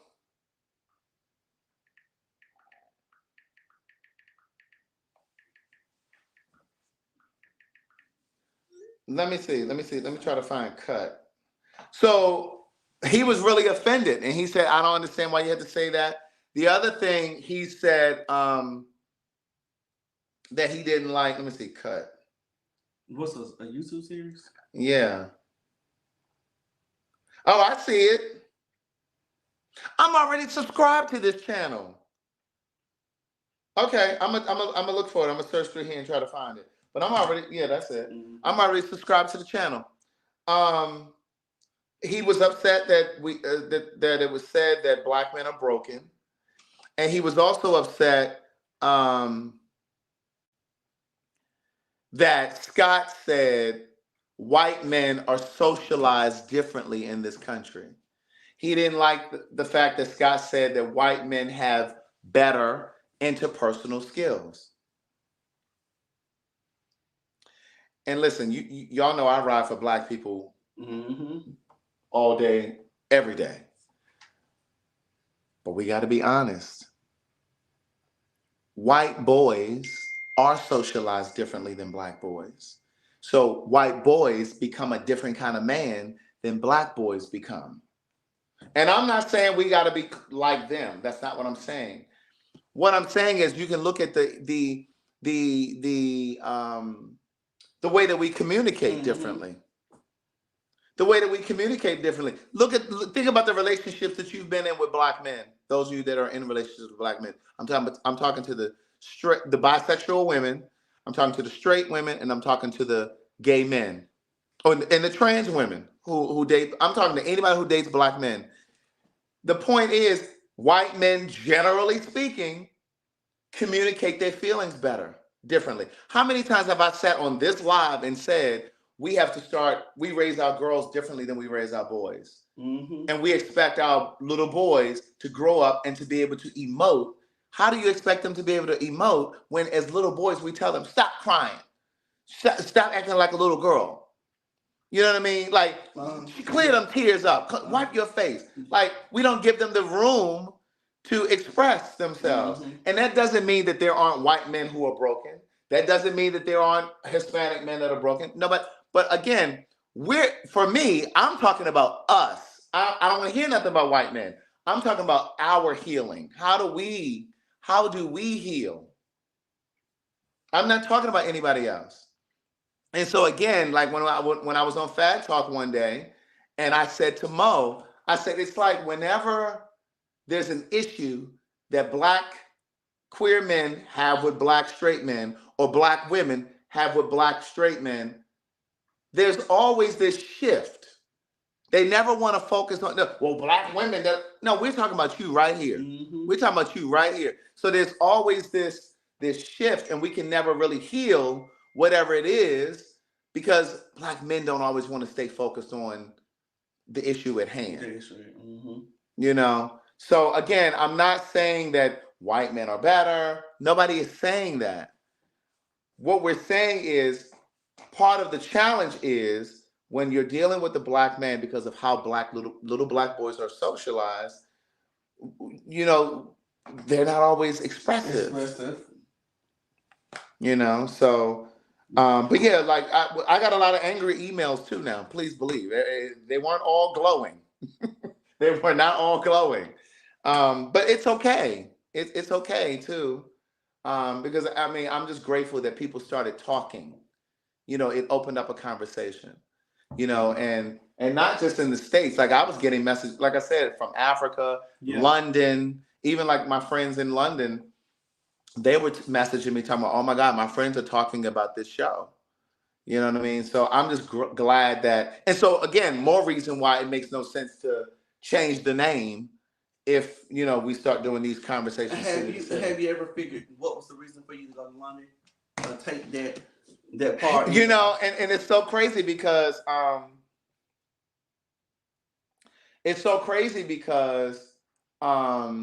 one of the reasons that I know I went to London was because I would have never had that app built. Say it in the car. Did you download it? I downloaded Say It in the Car. I got to watch him. Girl, no, I bet you. I told you I was gonna download it. Right. So I think that was part of the reason that I went. And then I also think that, and I'm gonna put this story on PhagTawlk on Sunday. Also, I really do feel like at some point I'm gonna live out of the country. That's just a feeling. I really liked when you did. I think you did. That was telling our stories too. When you did in London. Well, no, I was in Paris. I was in Paris. Yeah. But I really liked that. Yeah, I really liked that. And so what I'm gonna do is I'm actually gonna. So I'm gonna meet Cassandra tomorrow. That's the woman who does my editing for Telling Our Stories. I'm gonna meet her tomorrow to get my drive back, and I'm gonna put all of the episodes of season 1 on my YouTube channel again, because a lot of people found out about Telling Our Stories this season, but they didn't necessarily go back to watch season 1 and season 2. And I want them to go back and watch season 1 and season 2, because there are a lot of people are like, oh my God, these are the kind of conversations we need to hear and need to have. And I'm like, well, girl, they've been up there for 2 years. So that's one thing. But also the story that I'm going to put on PhagTawlk on Sunday is, let me find it. Like, there's a difference in how we eat. McDonald's French fries. In the U.S., this is McDonald's French fries. In the U.S., there's 11 ingredients. In the U.K., there's 3, and salt is optional. An ingredient called dimethylpolysiloxane is an ingredient preserved with formaldehyde, a neurotoxin, in the U.S. version. This is used as a foaming agent, so they don't have to replace the oil that often, making McDonald's more money here in the United States. But they don't do that across the pond. This is Skittles. Notice the long list of ingredient differences. 10 artificial dyes in the U.S. version and titanium dioxide.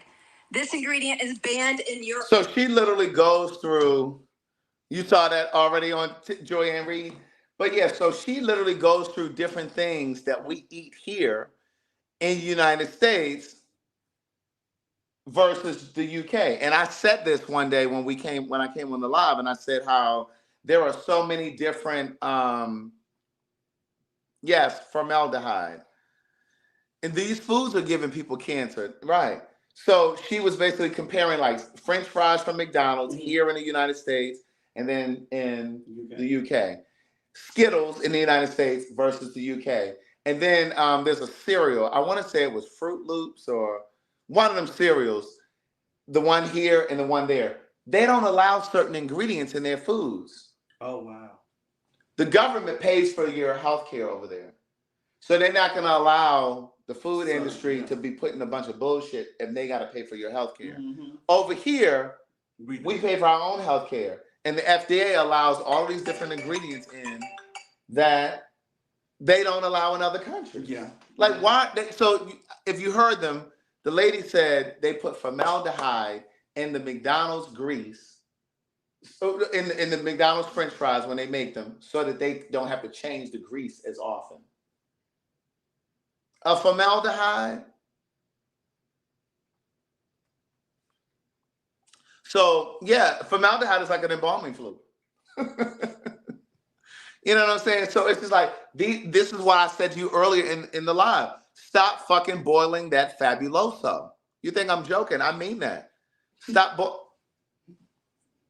My mother used to do it when I was growing up. She used to have a little beat up little pot, and she used to put fabuloso in it with a little. It was part fabuloso, part water, and she would turn it on, and she would do it on Fridays, because like Fridays was like fish night in my house, so she would make fish, crab cakes, stuff like that. So she would do that. Girl, get you some lemon. Listen, get you a lemon, cut you a lemon in half, cut it up into some slices, put some cinnamon and water in a pot and turn that on low. That's all you need. That's natural. Michael Burton's sitting there eating French fries right now. Girl, he's sitting there eating formaldehyde right now. Don't do it, niece. Put it away. You feel that edible? A little bit, not like, you know, bitch, I'm okay. Right, because yeah, you can't be boiling that stuff. I just can't.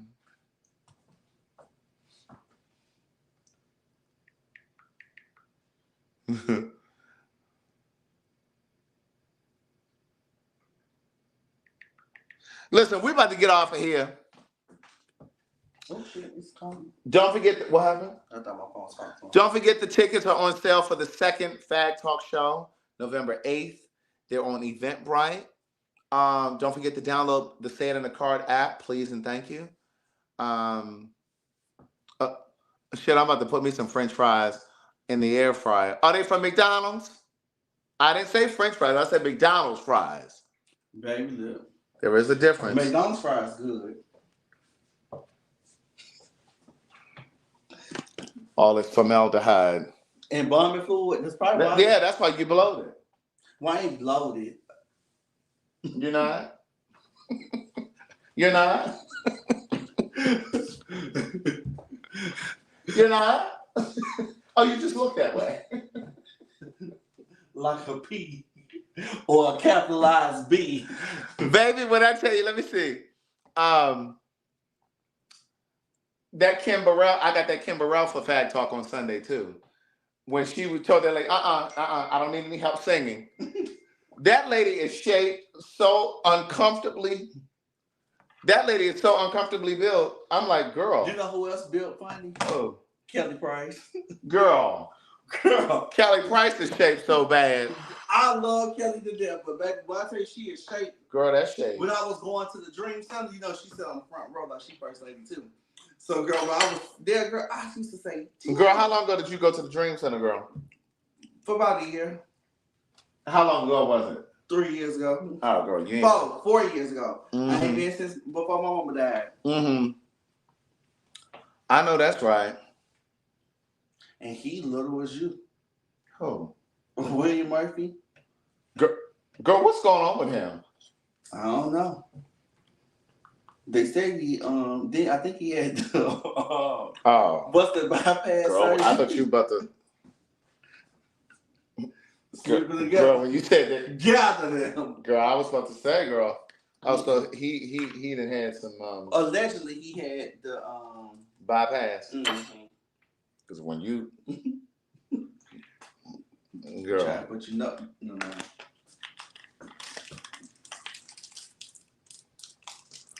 Another Eddie Long. Look at that, the supermarket sweep. girl, that sweep, girl. Girl, that sweep.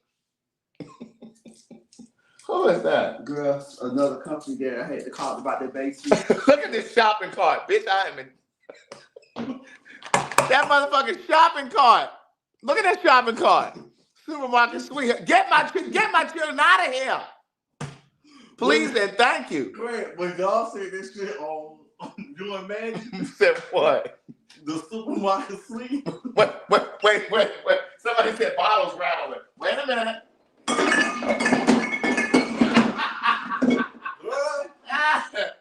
Oh my God. But yeah, that shit was crazy. Whew. My God, today. Y'all crazy. I'll holler. What you eating? Oh, you still eating now laters? I only had one pack, bitch. Girl, you want a sandwich? Girl, she's sitting here eating. She about to have a cavity next. Girl, I am not going to the dentist. Girl. Did you need a sandwich? Craig, what they do?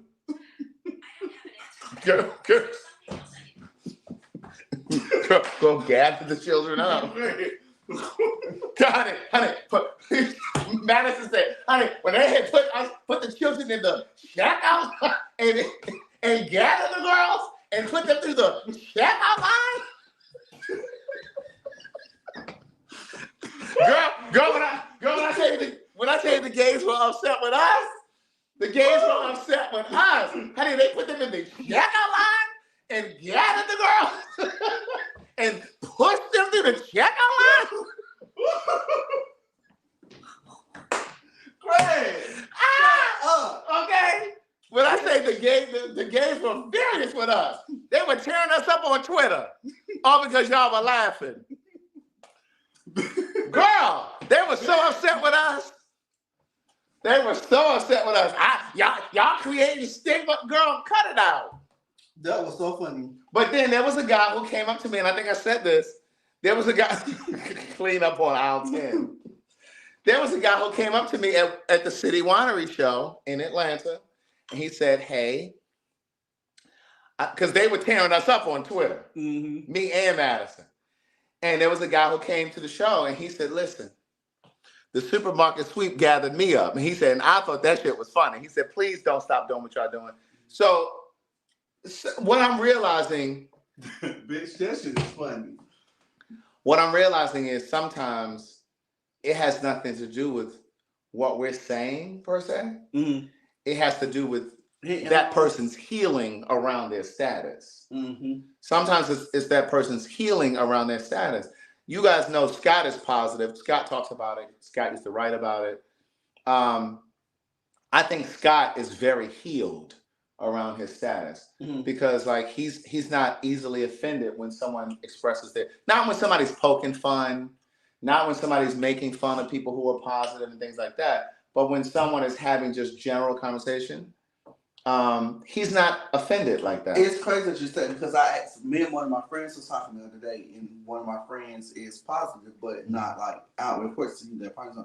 And so we was having a conversation. I said, do you feel like a type of way? You know how back in the day, you'll hear people always say you gay, you don't have that, or they'll call it that shit, or there's are you sick, or just stuff like that. So I was asking myself, how do you feel about when people just get together and they automatically talk about it? Like, you know what I'm saying? Like, right. You know how we talking and, we say, how we was just laughing or whatever. We weren't laughing particularly at that.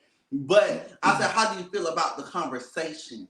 And that's what I'm saying. I feel like there are times where, and I said this to a friend. Yeah, you got that package. That's another one. Right.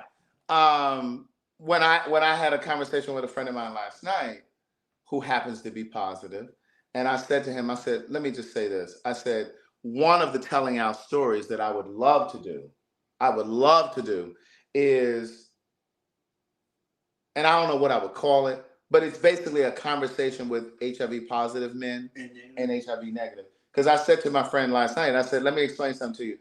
I said, there are conversations that those of us who are negative have amongst ourselves that we would never have with people who are positive. Mm-hmm. Because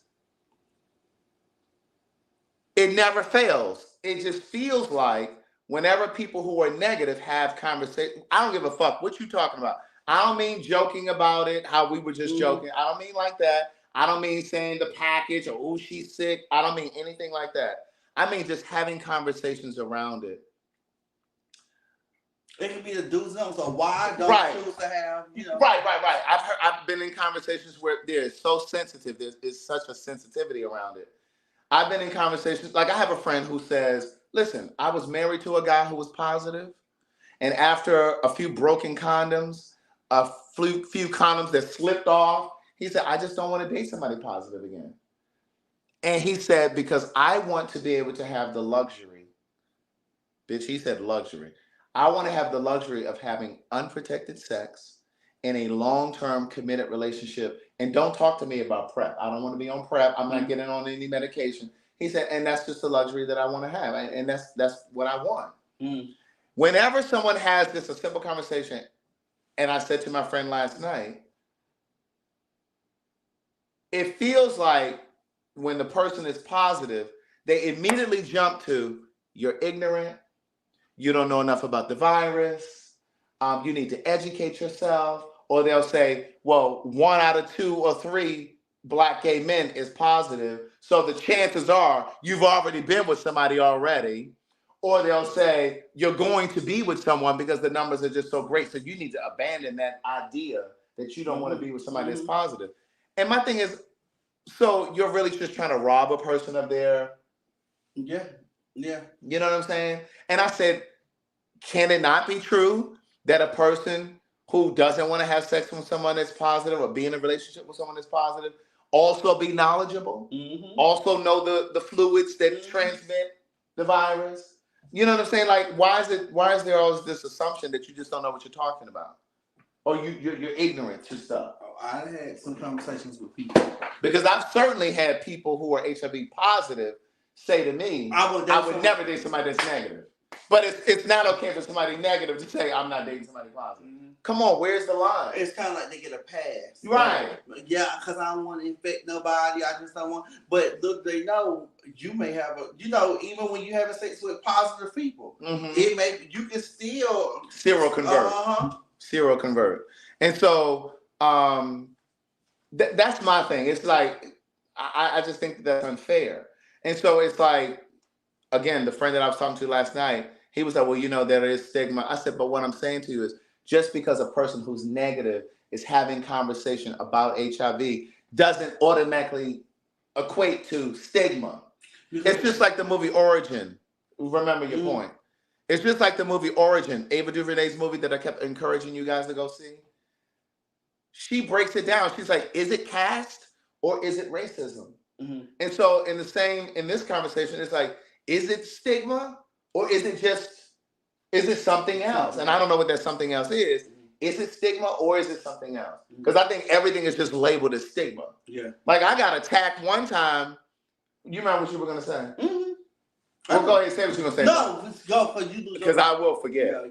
So like, for example, like once I started to recognize, this was several years ago, once I started to recognize the power of social media and the importance of me being strategic about what I post and what I say on my post.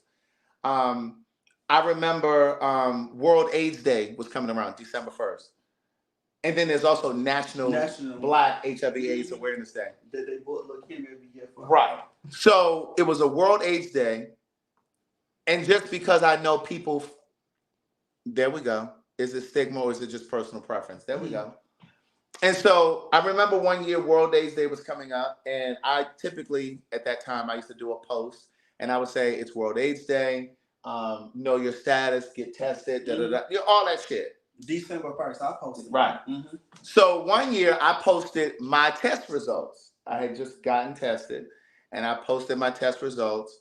And I remember this. I remember exactly you posted. I posted my test results, And I still left a message, something like, get tested, know your status, da da da da. And I think I may have said something like, I don't remember how old I was at the time, but I think I said, it is impossible to maintain an HIV negative status, da da da. Because I think that there are gay men, and I write about this in my first book. The first guy that I dated and had feelings for, that nigga said to me, he said, I think at some point we all assume that we're going to become HIV positive.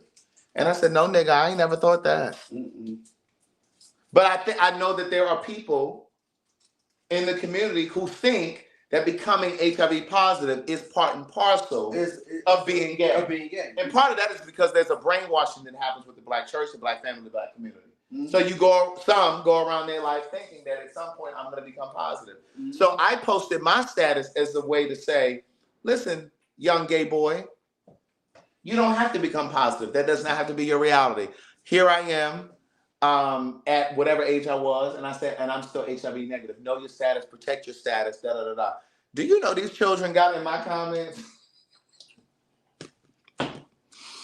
When I tell you these children got in my comments and said, what was he, where he post that for? Is this supposed to be a flex? Wait, is he bragging because he's HIV negative? I said, what? Is this supposed to be a flex? Well, he bragging because he HIV negative? Wait a minute, what? Now I'm being attacked because I'm negative? And so I comment, I'm like, well, first of all, it's not supposed to be. You remember that, Mr. D? Do you remember this post for real? And I remember thinking as I was reading it. I remember. You do?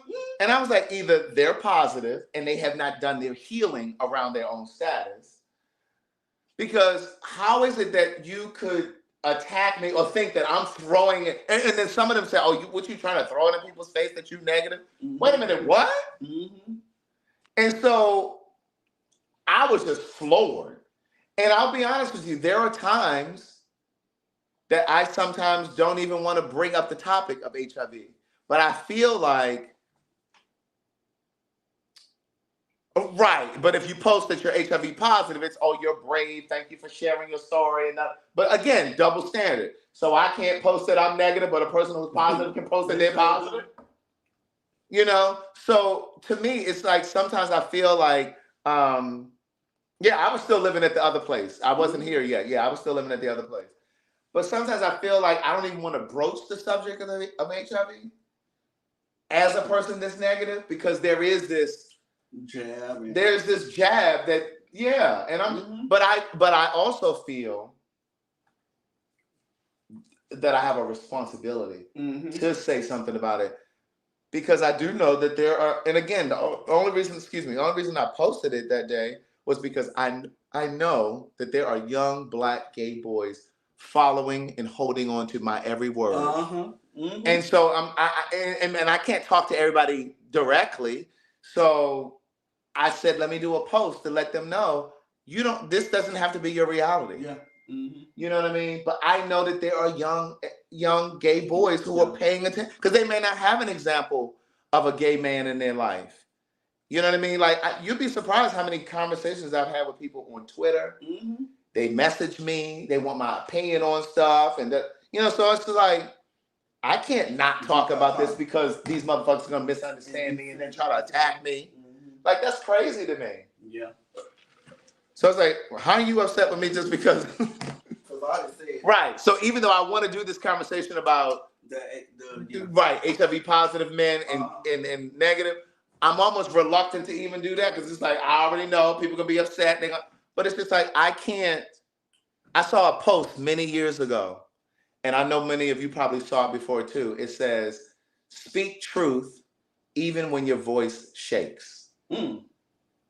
Speak truth even when your voice shakes. So there are times that I may not want to broach a certain subject, but it's just like, you know what? You got to walk in the direction of fear. The answer is always walk in the direction of fear. Yeah. You could be afraid of moving to another company, moving to another house, moving across country, whatever, taking that next, starting a business, whatever. The answer is always to walk in the direction of fear. Always a relationship, when it's a love relationship. And I don't mean where your red flags are going off.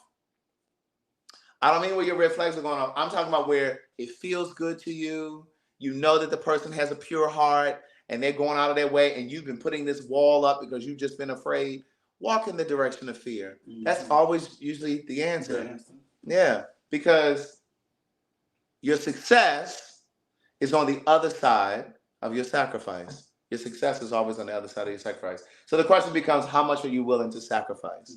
And what are you willing to sacrifice? You know what I'm saying? And so I think that's why I wake up some mornings. I was telling you guys the other day, I think, when I read that letter from the young lady who wrote me, I was in tears. And this is why I said it in the interview with Vincent too. I'm in a place of joy right now. And I know that there are ebbs and flows, so I know there are going to be down moments too, because I had some rough moments last week with my mom's health. Did I tell you about that? She had to have a pacemaker. Yeah, you did. I thought I did. So you're going to have your ebbs and flows, right? But I feel like overall, I'm still in a place of joy. And so like there are mornings, plural, that I wake up and I'm just in tears because I'm grateful that I never quit. That I never gave up. And there were so many moments, so many times that I could have, that I wanted to, and I said that I was going to quit. But when something is your passion, you never can walk away from it. You always find yourself coming back to it. Even if you say, oh, I'm done, I'm finished, but then you find yourself coming back to it. And so the truth is, I sacrifice for this. Like when people say, oh my God, you, whatever they say, I'm like, but you just don't know. You weren't here through my struggle period.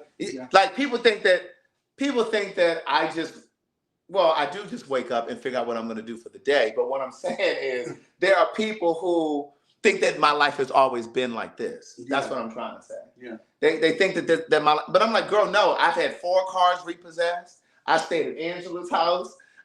When I lived in California, those first 4 months, I stayed with Elliot for a year. I stayed in New Jersey with a friend of mine from college for a summer. I went back home for a period and was living back home. Like, I've had so many, but I realized that all of those years of sacrifice, because again, your success is on the other side of your sacrifice.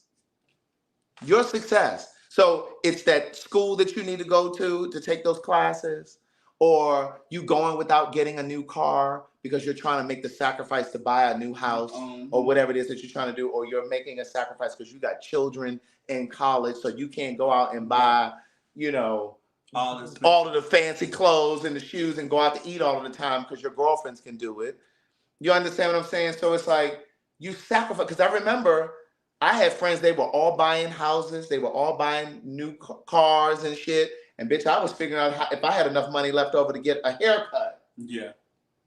Let alone pay for a car payment or some shit like that. And so it felt like, and I talk about this in my first book, it felt like everyone else was seemingly more blessed than me. Than you. Seemingly more blessed. And now some of those same people are saying, oh my God, I love your life. They hate their jobs. You know, but those tables turn. Those tables turn. And so again, stop comparing the best of yourself to other people. You don't know how they got it. That's right. Stop comparing the best of yourself to other people. Because you make it look easy. Yes. And like they were going to jobs that they didn't like, that they didn't love. And even though I was struggling to get toiletries, deodorant, contact solution, at the time I used to wear contacts. So like it was all, I hated having to pay for contact solution. It felt like such an unnecessary expense. And so like I was always trying to figure out how I was going to just get by. And they were going out to eat, taking trips, buying new cars, buying houses and shit. And I was trying to figure out whose couch I was going to be able to sleep on. But the truth is, when those things changed, when those tables turned, they're now doing things that they don't even want to do. And they're like, oh my God, you did this. And like, I can't remember for the life of me who said this to me, but one of my friends, and I don't remember who, one of my friends said to me, I need you to pause when I first bought this house. One of my friends said, I need you to pause. You don't work a job. You did this on your own in terms of you were able to present paperwork to a bank and prove to them that you could sustain a 30-year mortgage. That's not an easy thing to do. Not everybody can do that. I need you to pause. I need you to take that in, and I need you to salute yourself and be proud of that. Mm-hmm. I don't remember who the fuck said that to me, but it stuck with me. Because again, and that's why in the video earlier when we did Pay For Your Say, I called it slow down. Because this is what I wanted to say to you earlier. Mm. Sometimes you have to slow down. You have to slow down to see the fruits of your labor. You have to slow down to hear the voice of God. You have to slow down because you keep misplacing your car keys. Mm-hmm. You have to slow down because you done left your children at the school and you didn't went home and you're supposed to pick them up. Mm-hmm. You have to slow down because you're losing your children in Walmart. You're losing your wallet in the store. Slow down. God is always speaking. We're not always listening because we're moving too fast. Mm-hmm. You need to slow down and listen to your body. That chest pain, that pain in your knee or your elbow, that headache that you're getting, that is your body speaking to you. That's the universe telling you to slow down. It's telling you to slow down. It's begging you to. But we sometimes move so, and so when my friend, and again, I don't remember who said that to me, but one of my friends said, I need you to take this in. And I was like, damn, I never really thought about that. Mm-hmm. You know what I'm saying? So like now I will wake up in the morning crying because I'm slow. I'm moving slow. And I'm paying attention to it. And I'm so grateful. You know what I mean? Like I said to you guys the other day, like I am so grateful that I was able to just go home to see about my mom for 2 weeks. Mm-hmm. 2 whole weeks. Mm-hmm. And was able to rent a car for the 2 weeks. There was a time I couldn't figure out how I was going to pay for a $25 haircut. You understand what I'm saying? Mm-hmm. So when I share stuff like this with you guys, it's not important to me to share with you material things. What kind of car I drive, what kind of shoes and all that, what kind of watch. I don't give a fuck about that. That's not important to me. What's important to me is sharing with you my journey. So when I say to you, I appreciate being able to go home for 2 weeks, I don't have to say to you, oh, I spent X amount of dollars on this. The fact that I'm able to, you already know. Mm-hmm. You already know how God is moving. Yeah. So I never understand why people get on social media and they talk about their shoes or they show you their house and show you how much they spent on something. Like either you aren't used to having stuff because real money don't speak money. You're not used to having stuff or you're just a braggart.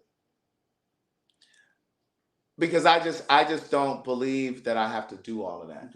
I don't think that's necessary. It speaks for itself. I think people can see how you live, how you some of you have even said, "Oh, we know you got a couple dollars the way you've been moving and changing stuff around in this house." That's what I'm saying. You don't have to say it. You know what I'm saying? Like, and I'm just illustrating a point. So when someone says, "Well, I want people to know that it's possible," you know it's possible because I tell you my story. Yeah. They know when they first met me, I was trying to get a car out of the impound. I was trying to get a car out of the impound. And here's the thing that I meant to say to you guys the other day, and I remembered it just now.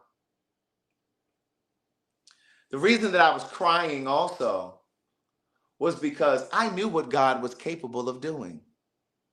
I just didn't know if he would do it for me. I knew what he was capable of doing.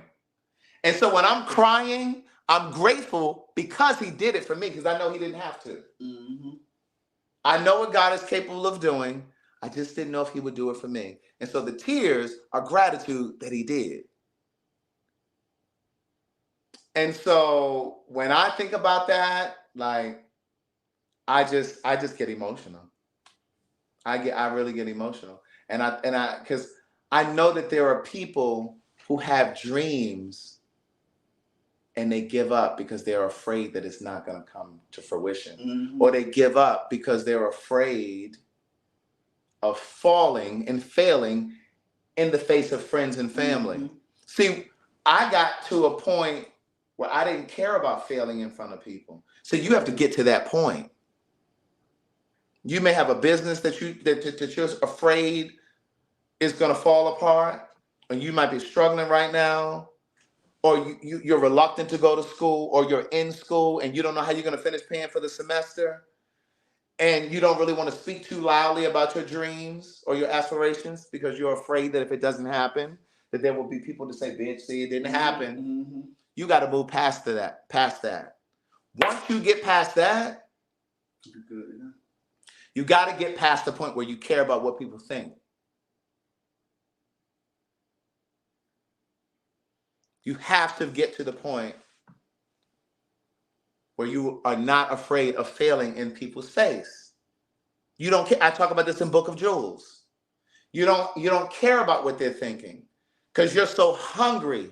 That passion, that desire is so a part of you that you don't care what anybody is thinking and saying. It's beyond you. You don't, because you have laser focus. Yep. So you can't even hear them because all you hear is the voice of God directing you, instructing you, guiding you. You can't hear them because God's voice is the loudest thing. You got to get to that. When I went to that high school reunion this past weekend, I ran into Nina. Those of you who read my first book, Nina was at the high school reunion. For those of you who didn't read my first book, or those of you who did read it and you may not remember, Nina was the character in my first book that said to me when I first moved to Atlanta, actually she didn't say it to me, she said it behind my back. She and her sister were having, as my mother would say, were holding court. And they were talking about me. I'm here in Atlanta. I was working for Coca-Cola. I had my little apartment in Vinings. My rent was $590 a month. That was in 1998. And I was working for Coca-Cola, but it was by way of a temp service. It was by way of temp service. Because at the time, and I don't know how they do it now, but at the time, every corporate company that you work for here in Atlanta, most of them were through a temp service. So they didn't have to pay you for your health benefits and all that other stuff, right? So they would put you on like a probation period. And if they liked you, then they would hire you directly onto the company. So I was working for Coca-Cola, but I was through a temp service called Talent Agency. I was only making $10 an hour. And when I tell you a little birdie, it got back to me that she was having conversation with her sister and other people. And they were calculating my bills. Oh, his rent. Because at the time, I was right out of college. I was 22. Oh, yeah, girl, my rent is $590. You know, when you're young, you talk about everything with your friend. And so she knew my rent was $590. She was calculating that with the utilities and how much I was making. And they were like, oh, yeah, he'll be back in a year. What he going to do, just move down there and just become a writer? What do you think? These were their words. What do you think he gonna just move down there and just start writing? He'll be back.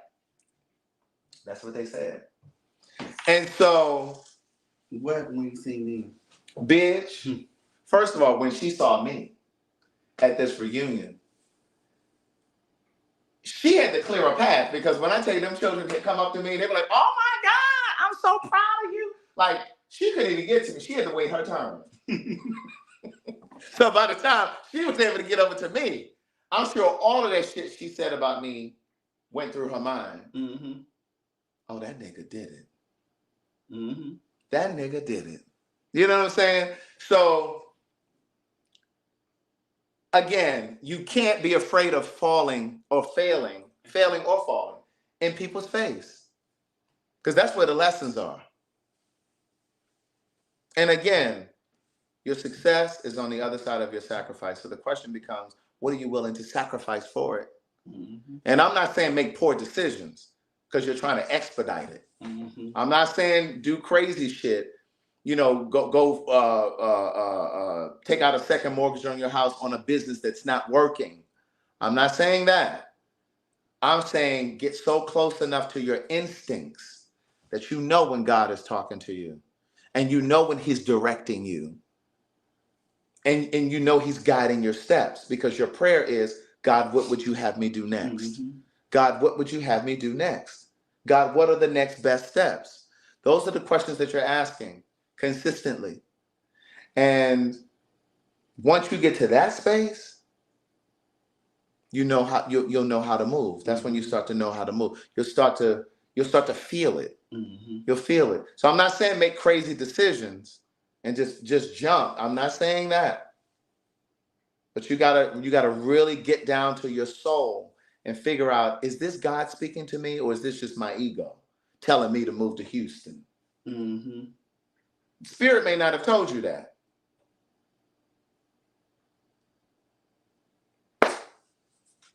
That was deep, Pastor. Girl, sometimes that spirit just kind of hit me. Mm-hmm. Sometimes that thing just kind of hit me. But yeah, that was what I wanted to talk about earlier when I put slow down. Mm-hmm. Because we're moving real quick.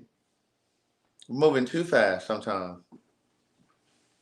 It seemed like it was something else I was just about to say. It just came to me really quickly too. Mm.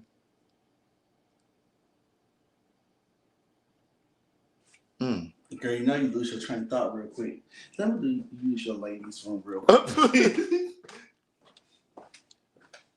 You changed the hair again? Oh no, it's still on. I forgive you. Wait, you saw that room right there? Yeah, it's orange. It's a wallpaper, yeah. It was something else I was going to tell y'all, and I'm trying to remember what it was now. Jeez, what was that? That was Keon. It was something I was about to tell y'all, and I'm trying to remember what it was now.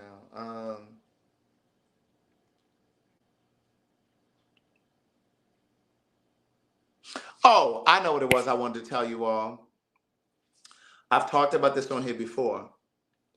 But I want you all to make sure, especially those of you who have older parents like me, make sure that your name or somebody in the family's name is on their bank account. I had a conversation. That's cute. I like that. One thing about it, when God called you, He didn't call a conference call. I know that's right. I want to remind you guys, if you have older parents, to make sure that your name or somebody's name is on their bank account, because the bank will keep that money, or the shit will get tied up in probate. Make sure your paperwork is in order. And I'm saying this because I took a death and society class my senior year at Hampton. It was called Death and Society. And one of the things that came up in that conversation was, as Black people, Black and brown people, we don't always take care of our business because we don't really like to broach the conversation about death and dying. We don't really want to talk about that. And a lot of times we may not have our shit in order, our paperwork in order. Make sure your name is on the property or properties. Make sure there's a will. Make sure that there's power of attorney in place if you have an elderly person who may not be able to take care of their business. And a power of attorney meaning a health one, a medical one, and a financial one. So that you can make this financial decisions and make one in terms of their health. Make decisions for their health and make decisions for their finances. A trust, some sort of a living trust, something. You need to have your stuff in place. Oh, she said use your eye drops. Girl, that edible then kicked in. Let me get She high. Wait a minute, but I'm clear about what I'm saying though. Amen. Ain't do nothing for me. Ain't do nothing for me. Girl, that's because you always I ain't been drinking like that. Using the motherfucking hookahs. Them damn hookahs. Cutting your brain off with that monoxide. What's that shit called? Carbon monoxide. Carbon monoxide. I'm fine. I can think, baby. Real good. Really? Mm-hmm. Just like baby, that edible is on me, niece. Oh, yeah, 2 of them. I did take another little piece. Mm-hmm. I'm about to eat this motherfucking sandwich out the refrigerator. I know that. Girl, I'm gonna go to the house and lay down and be a princess. This is Keon. What? They say Keon has what? Well, Keon has a lot of love on his shape for the edible to work on. Oh, so in other words, it ain't gonna just absorb in you because you said I'm thick. Plump. Thank you, D, for the Cash App. Ashley Jones, Charlotte Doleman, Medium Mike, Michelle Witt behind her smile. Oh, I think I said these. Thank you very much. Oh, and then Jewel. Thank you, Jewel.